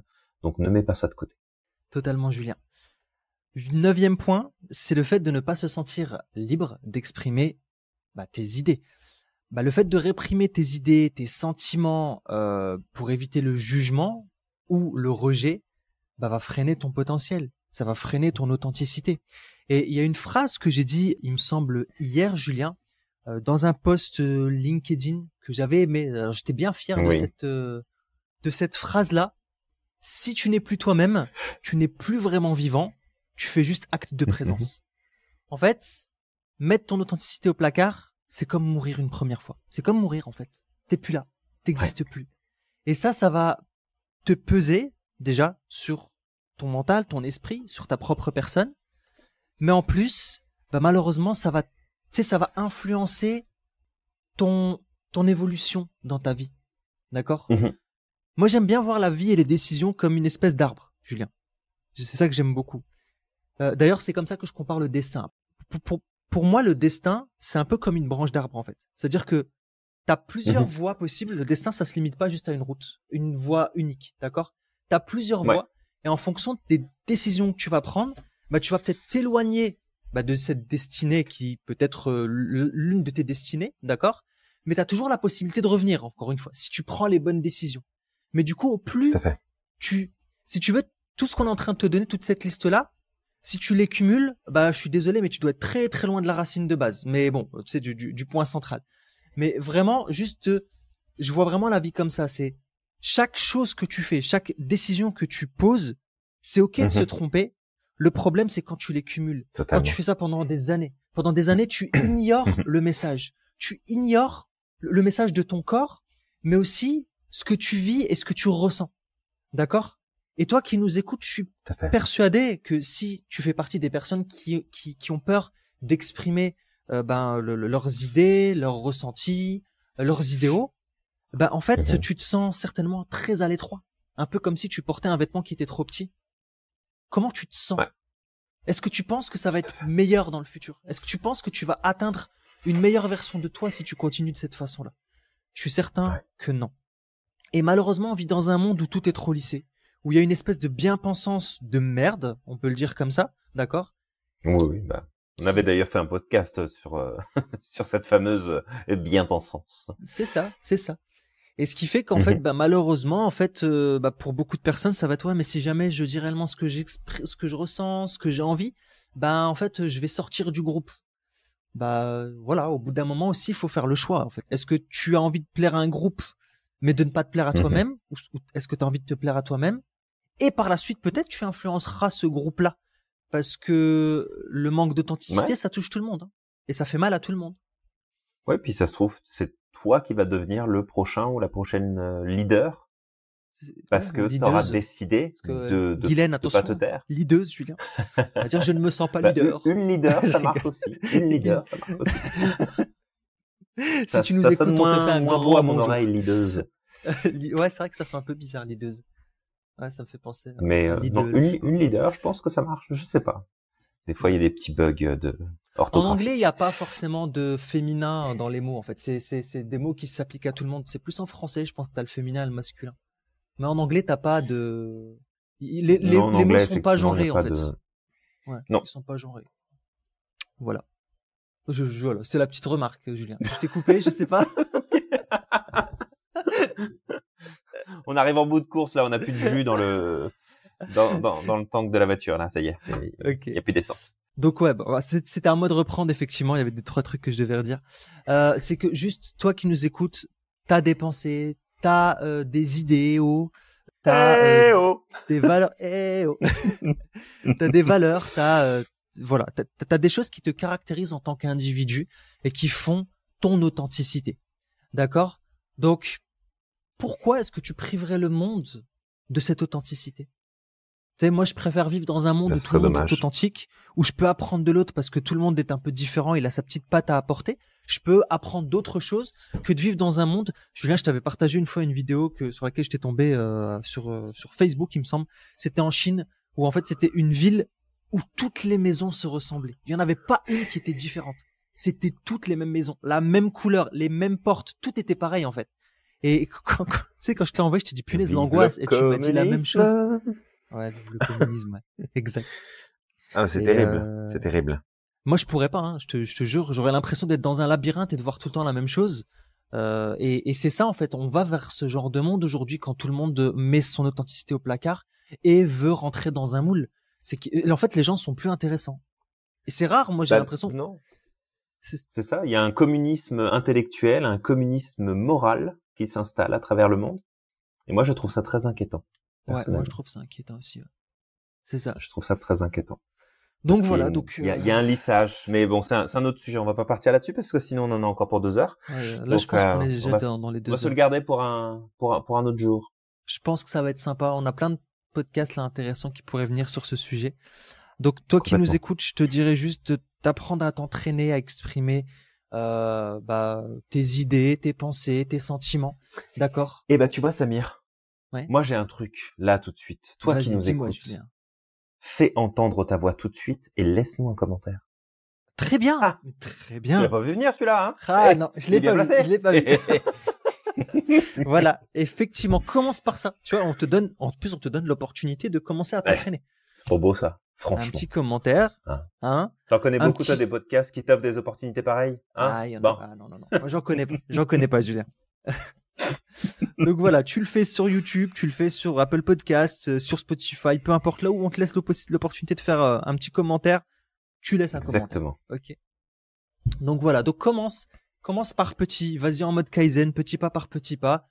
Voilà, une fois de temps en temps, tu balances une petite dinguerie. Moi, je me rappelle quand j'avais commencé à le faire, parce que pareil, moi aussi, il y a eu un moment où j'avais peur, un peu plus peur. Je l'exprimais dans certains cas, mais il y a des choses aussi où je m'exprimais pas. Mais des fois, j'aimais bien exprimer des choses où je savais que ça allait faire réagir. Je le pensais pas, hein. Je pensais pas ces choses-là. Mais en fait, c'est une manière pour moi de m'affirmer un peu plus et d'oser, en fait, d'aller plus loin pour exprimer mes pensées. Et des fois, en fait, j'exprimais des trucs où je savais que ça allait choquer et juste pour dire, ose le faire et vois les réactions. Tu vois? Je le pense pas après. Tout à fait. Je venais dessus. Je dis, non, en fait, c'est vrai que c'est con ce que je suis en train de dire. Mais tu vois, c'était juste pour, j'apprends de plus en plus à balancer ce que je suis, ce que je ressens et ce que j'ai envie de penser, en fait. Parce que, voilà. Et c'est vrai qu'aujourd'hui, il y a beaucoup de gens, des fois, Julien, qui me disent, non, fais attention de pas exprimer tes pensées, fais attention de pas exprimer ce que tu penses même sur les réseaux sociaux, etc. parce qu'il va t'arriver des bricoles. Et la dernière fois, j'avais exprimé qu'en fait, je préférais mourir que de vivre dans un monde où je pouvais plus m'exprimer. Honnêtement, j'ai pas forcément d'intérêt. C'est horrible. Ben moi, je pense que je ferai partie du premier peloton d'exécution, hein. Parce que si tu demandes de fermer ma gueule, c'est pas tout de suite que ça va se passer, hein, je te le dis tout de suite. Alors éventuellement, je le ferai parce que je planifierai probablement de pouvoir intervenir et faire bouger les choses en étant patient, tu vois, en disant regarde, si je réagis tout de suite, ça va juste me péter à la gueule, ça servira pas à grand chose, ça fera pas de différence. Aussi, ouais. Donc ça, c'est d'être intelligent. Mais si tu me donnes pour règle de fermer la boîte à camembert de manière indéfinie, on est mal barré, quoi. Ça marchera pas là. Totalement. Pour le coup, garçon, il est pas fait pour vivre en dictature. Je pense que ça se passerait pas bien. Ouais. Je pense qu'il y aurait des étincelles qui se feraient. Julien, on va se cotiser, on va acheter une île, et on va laisser les autres se taper dessus. On va prendre juste les gens qu'on aime et puis voilà. Si on peut éviter Si on peut éviter qu'on se tape dessus, qu'on en vienne à ça. Ah, ça serait bien. Moi, je suis pour la réouverture des arènes de gladiateurs. Hein. Que ceux qui sont pas d'accord aillent se foutre sur la gueule. Hein. Comme ça, ce sera On réglé. envoie Macron et Poutine. Bah, je sais déjà qui Ah, va mais, gagner. mais, ils font ce qu'ils veulent. Mais on s'en fout. Ils font ce qu'ils veulent. C'est pas le problème. S'ils n'arrivent pas à être diplomates, qui se tapent dessus, mais juste entre eux, qu'ils embarquent pas tout le monde. C'est ça, c'est ça. Bah, en tout cas, je sais déjà qui va gagner. Hein. Poutine, le mec qui prend des ours à main nue, bon, pas trop ce qui va comment ça va finir. Ah, on ne sait pas, on pourrait être surpris. On ne sait pas, dans une situation de crise comme ça, on ne sait pas de quoi les gens sont capables. Ouais, c'est vrai. On craque, je te jure, on va un peu trop loin. Absolument. Ça ne va pas du tout. Ne nous en veux pas, hein, toi qui nous écoutes. On te partage tout ça, parce que on pense que c'est important et que ça apporte. En tout cas, on espère de la valeur. Et puis, ça te permet aussi de voir un petit peu comment ça se passe dans notre quotidien avec Samir, parce que qu'il c'est vrai que toi, tu nous entends sous un angle particulier, parce que bon, on essaye de définir de quoi on va parler, ce qu'on va amener, même s'il y a toujours de la spontanéité quoi qu'il arrive, comme tu t'en es rendu compte. Mais voilà, ça te donne un petit aperçu aussi de ce qui se passe quand on travaille ensemble. Hein, Samir? Ah oui, c'est vrai, c'est vrai. Même pendant les cours, c'est toujours sympa aussi de. Même pendant les cours, absolument. On se marre bien d'ailleurs pendant les cours. On s'ennuie pas. Enfin, je pense pas. On rigole bien. Ouais. D'ailleurs, on n'est pas là pour s'emmerder, hein, de toute façon. Donc, bah c'est ça. Il faut apporter un peu plus de plaisir dans ce qu'on fait. Qu'on prenne du plaisir. Exactement. Si c'est pour faire. Et puis ça ne nous empêche pas d'être excellent dans tout ce qu'on fait, d'amener nos étudiants vers l'excellence. Pas de raison qu'on s'en prive. Totalement. D'ailleurs, en parlant de ça, je vais peut-être t'embarquer, Samir, et toi qui nous écoutes, sur le point numéro 10, le dernier, qui va venir clôturer ce sujet du jour. Oh non, déjà que 2 heures. Eh oui, déjà. Ne laisse personne dans ta vie te tirer vers le bas. Personne. Jamais. Trop important celui-là. T'es le reflet direct de ton environnement et des personnes qui t'entourent. C'est très important que tu choisisses bien tes relations. Que tu choisisses des relations qui te poussent à grandir, qui te poussent à sortir de ta zone de confort, qui te poussent à aller de l'avant. Pas celles qui te disent non mais reste là où t'es, mais regarde, on est bien là. On est bien. Ne bouge pas, ne progresse pas, ne va pas plus loin. Non. Parce que, souvent cet exemple, mais je crois que c'est un exemple à mon sens qui parle beaucoup, c'est que si toi qui nous écoutes, t'as des enfants, est-ce que tu laisserais tes enfants traîner avec n'importe qui? La réponse serait probablement non. Ouais. Et si on te demandait pourquoi? Parce que tu nous dirais que ça aurait une mauvaise influence sur tes enfants. Ce qui s'applique à tes enfants, ça s'applique à toi aussi. C'est ça. Fait que si les personnes qui t'entourent, même si ça n'empêche que ça peut être des bonnes personnes, mais qu'elles te tirent vers le bas, qu'elles t'empêchent de progresser, qu'elles te mettent des limites, qu'elles te refilent ces croyances limitantes, qu'elles te refilent ces peurs, tu pourras pas aller de l'avant. Tu pourras pas aller de l'avant. Et alors en plus, si tu es entouré de personnes qui te critiquent, qui te jugent, qui te sabotent, qui te disent que t'es nul, que de toute façon ça sert à rien, que t'y arriveras pas, que c'est trop compliqué, que machin, que truc, que bidule, oublie ça. Ouais. Oublie ça. Ne t'entoure pas de ces personnes-là. Tu peux les aimer de plus loin si tu veux, mais mets tes limites, dis ce qui est acceptable ou non, fais entendre ta voix. Si ça les dérange, ils prendront de la distance par eux-mêmes. T'inquiète pas pour ça. Les gens savent partir, mais pas de problème. Ah oui. Mais ceux qui restent, par contre, faut qu'ils contribuent à ce que ta vie soit de meilleure qualité. Si les gens qui rentrent dans ta vie prennent plus que ce qu'ils t'apportent, ils ont rien à foutre dans ta vie. Rien du tout. Même si tu prends du plaisir à donner, parce qu'il y a des givers et des takers, donc il y a des gens qui donnent et il y en a qui reçoivent, et c'est 100% ok. Tu peux avoir des gens dans ton entourage qui te prennent des choses, qui te prennent ton temps, qui te prennent ton énergie, ton attention, tout un tas de choses, mais si t'as que ça, il y a un problème. C'est déséquilibré. Tu ne peux pas juste satisfaire ton besoin de donner en t'entourant que de personnes qui vont prendre. Parce que ça va juste te faire chuter, et en général, c'est pas des gens qui vont te pousser à aller plus loin. Qui vont au contraire te demander de préserver plus, de garder plus pour pouvoir leur redonner plus. Fait que, entoure-toi de personnes qui te poussent plus loin, qui te challenge, qui te montrent que la vie, c'est pas la petite routine quotidienne et que il y a plein de choses qui peuvent se passer. Qui remettent en question ta carte du monde, ta vision des choses. C'est pas toujours confortable, hein. Mais ça fait tellement de bien, au final. Ouais. Ça fait tellement de bien d'avoir des gens qui, de par leur attitude, leur comportement, n'achètent pas ta bullshit, n'achètent pas tes mensonges, n'achètent pas ta vision du monde.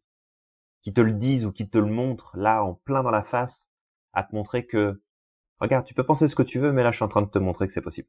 Là, je suis en train de te montrer que les choses peuvent être faites différemment, que tu peux atteindre le résultat que tu veux, que les excuses que tu es en train de me donner, c'est des excuses bidons. Et ça, ça peut être très inconfortable si t'aimes pas ça. Ah oui, oui. Mais au moins, elles vont te faire avancer, ces personnes-là. Ouais. Et malheureusement, il y a beaucoup de gens qui préfèrent les personnes qui disent des mensonges qui rassurent plutôt que des vérités qui font mal. Et c'est très très commun.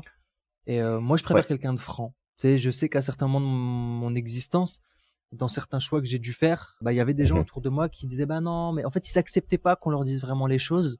Et moi, je disais mais en fait non, moi je préfère quelqu'un qui me dit les choses. S'il y a un truc qui va pas, il me dit merde. Au moins, je sais ce qu'il pense. Tu sais, la personne va pas me la faire à l'envers, à un moment ou l'autre. Et c'est pour ça que c'est important que toi, tu te réconcilies avec ça. En fait, c'est toi qui choisis. Est-ce que tu veux des gens qui te maintiennent dans la médiocrité ou est-ce que tu veux des gens qui te tirent vers le haut, comme le disait Julien? Après, c'est toi qui le choisis. Si tu n'acceptes pas les vérités, c'est toi qui as choisi d'être tiré vers le bas. C'est pas les autres. C'est toi qui as choisi. Ah bah t'as toléré le truc, hein. C'est ça. T'as toléré le truc. Si tu montes dans une barque qui est en train de couler et que tu regardes juste les gens en train de rajouter de l'eau dans la barque et de la regarder couler, t'es responsable, hein. Ouais, t'es responsable. T'as le droit de sortir de la barque, d'aller dans une autre, de jeter le monde par-dessus bord en leur disant vous voulez de la flotte, je vais vous en donner. C'est ça. Et ça sera pas dans la barque, vous allez vous baigner en dehors. Mais tu sais, ça t'appartient là. Et tout d'ailleurs, tout ce qu'on te donne depuis le début, c'est en lien avec toi avant tout. C'est pas tellement l'environnement. Bah là oui, en l'occurrence, parce qu'il t'influence. Mais ça revient encore une fois à ta responsabilité. C'est ça qui est important. C'est ça. Peut-être que si on devait conclure ce podcast, en fait, c'est 10 choses qu'on te partage aujourd'hui et en lien avec la responsabilité. Et nous, en fait, c'est notre vision à l'Institut Merlin, c'est de redonner le pouvoir à l'individu et ce pouvoir ne pourra revenir qu'à partir du moment où une personne prend sa responsabilité. D'accord ? Ouais. Il y a des problèmes dans ta vie. Tu vis des choses difficiles. Tu es peut-être entouré de gens toxiques. Tu es peut-être... Bienvenue dans la vie. Ouais, bienvenue dans la vie. Ouais, c'est bien résumé, Julien. Totalement. Je ferme ma gueule, là, c'est bon. Merci. Non, mais c'est même pas pour ça, en plus. Mais tu sais, c'est vraiment le truc. Ok, t'es bienvenue au monde, en fait. T'es dans la vie. Ouais, c'est ça. La vie, c'est des emmerdes, les unes après les autres, que t'enchaînes. Choisis la qualité des emmerdes que tu vas chercher. Et ça dépend que de toi. Ça dépend que de tes décisions, de tes choix, de ton attitude. C'est toi. C'est vraiment. C'est uniquement toi. Ouais. Exact. Et ça, on en parlera. Je pense qu'on ferait un podcast un jour sur cette étude qui avait été faite sur le bonheur, Julien, et qui expliquait que même dans les pays en guerre, le niveau de bonheur ne baissait pas forcément. Tout à fait. On a cette tendance à croire que, en fait, en fonction de l'endroit où tu vis, si tu vis dans la brousse ou truc comme ça, tu vas être moins heureux. C'est pas forcément vrai, d'accord? C'est pas vrai, d'accord? Non, c'est pas vrai, parce que dans les pays où tout se passe bien, les gens s'inventent des problèmes tellement ils sont chiés. On en parlera de ça aussi, les gens qui s'inventent des problèmes. Il y en a plein.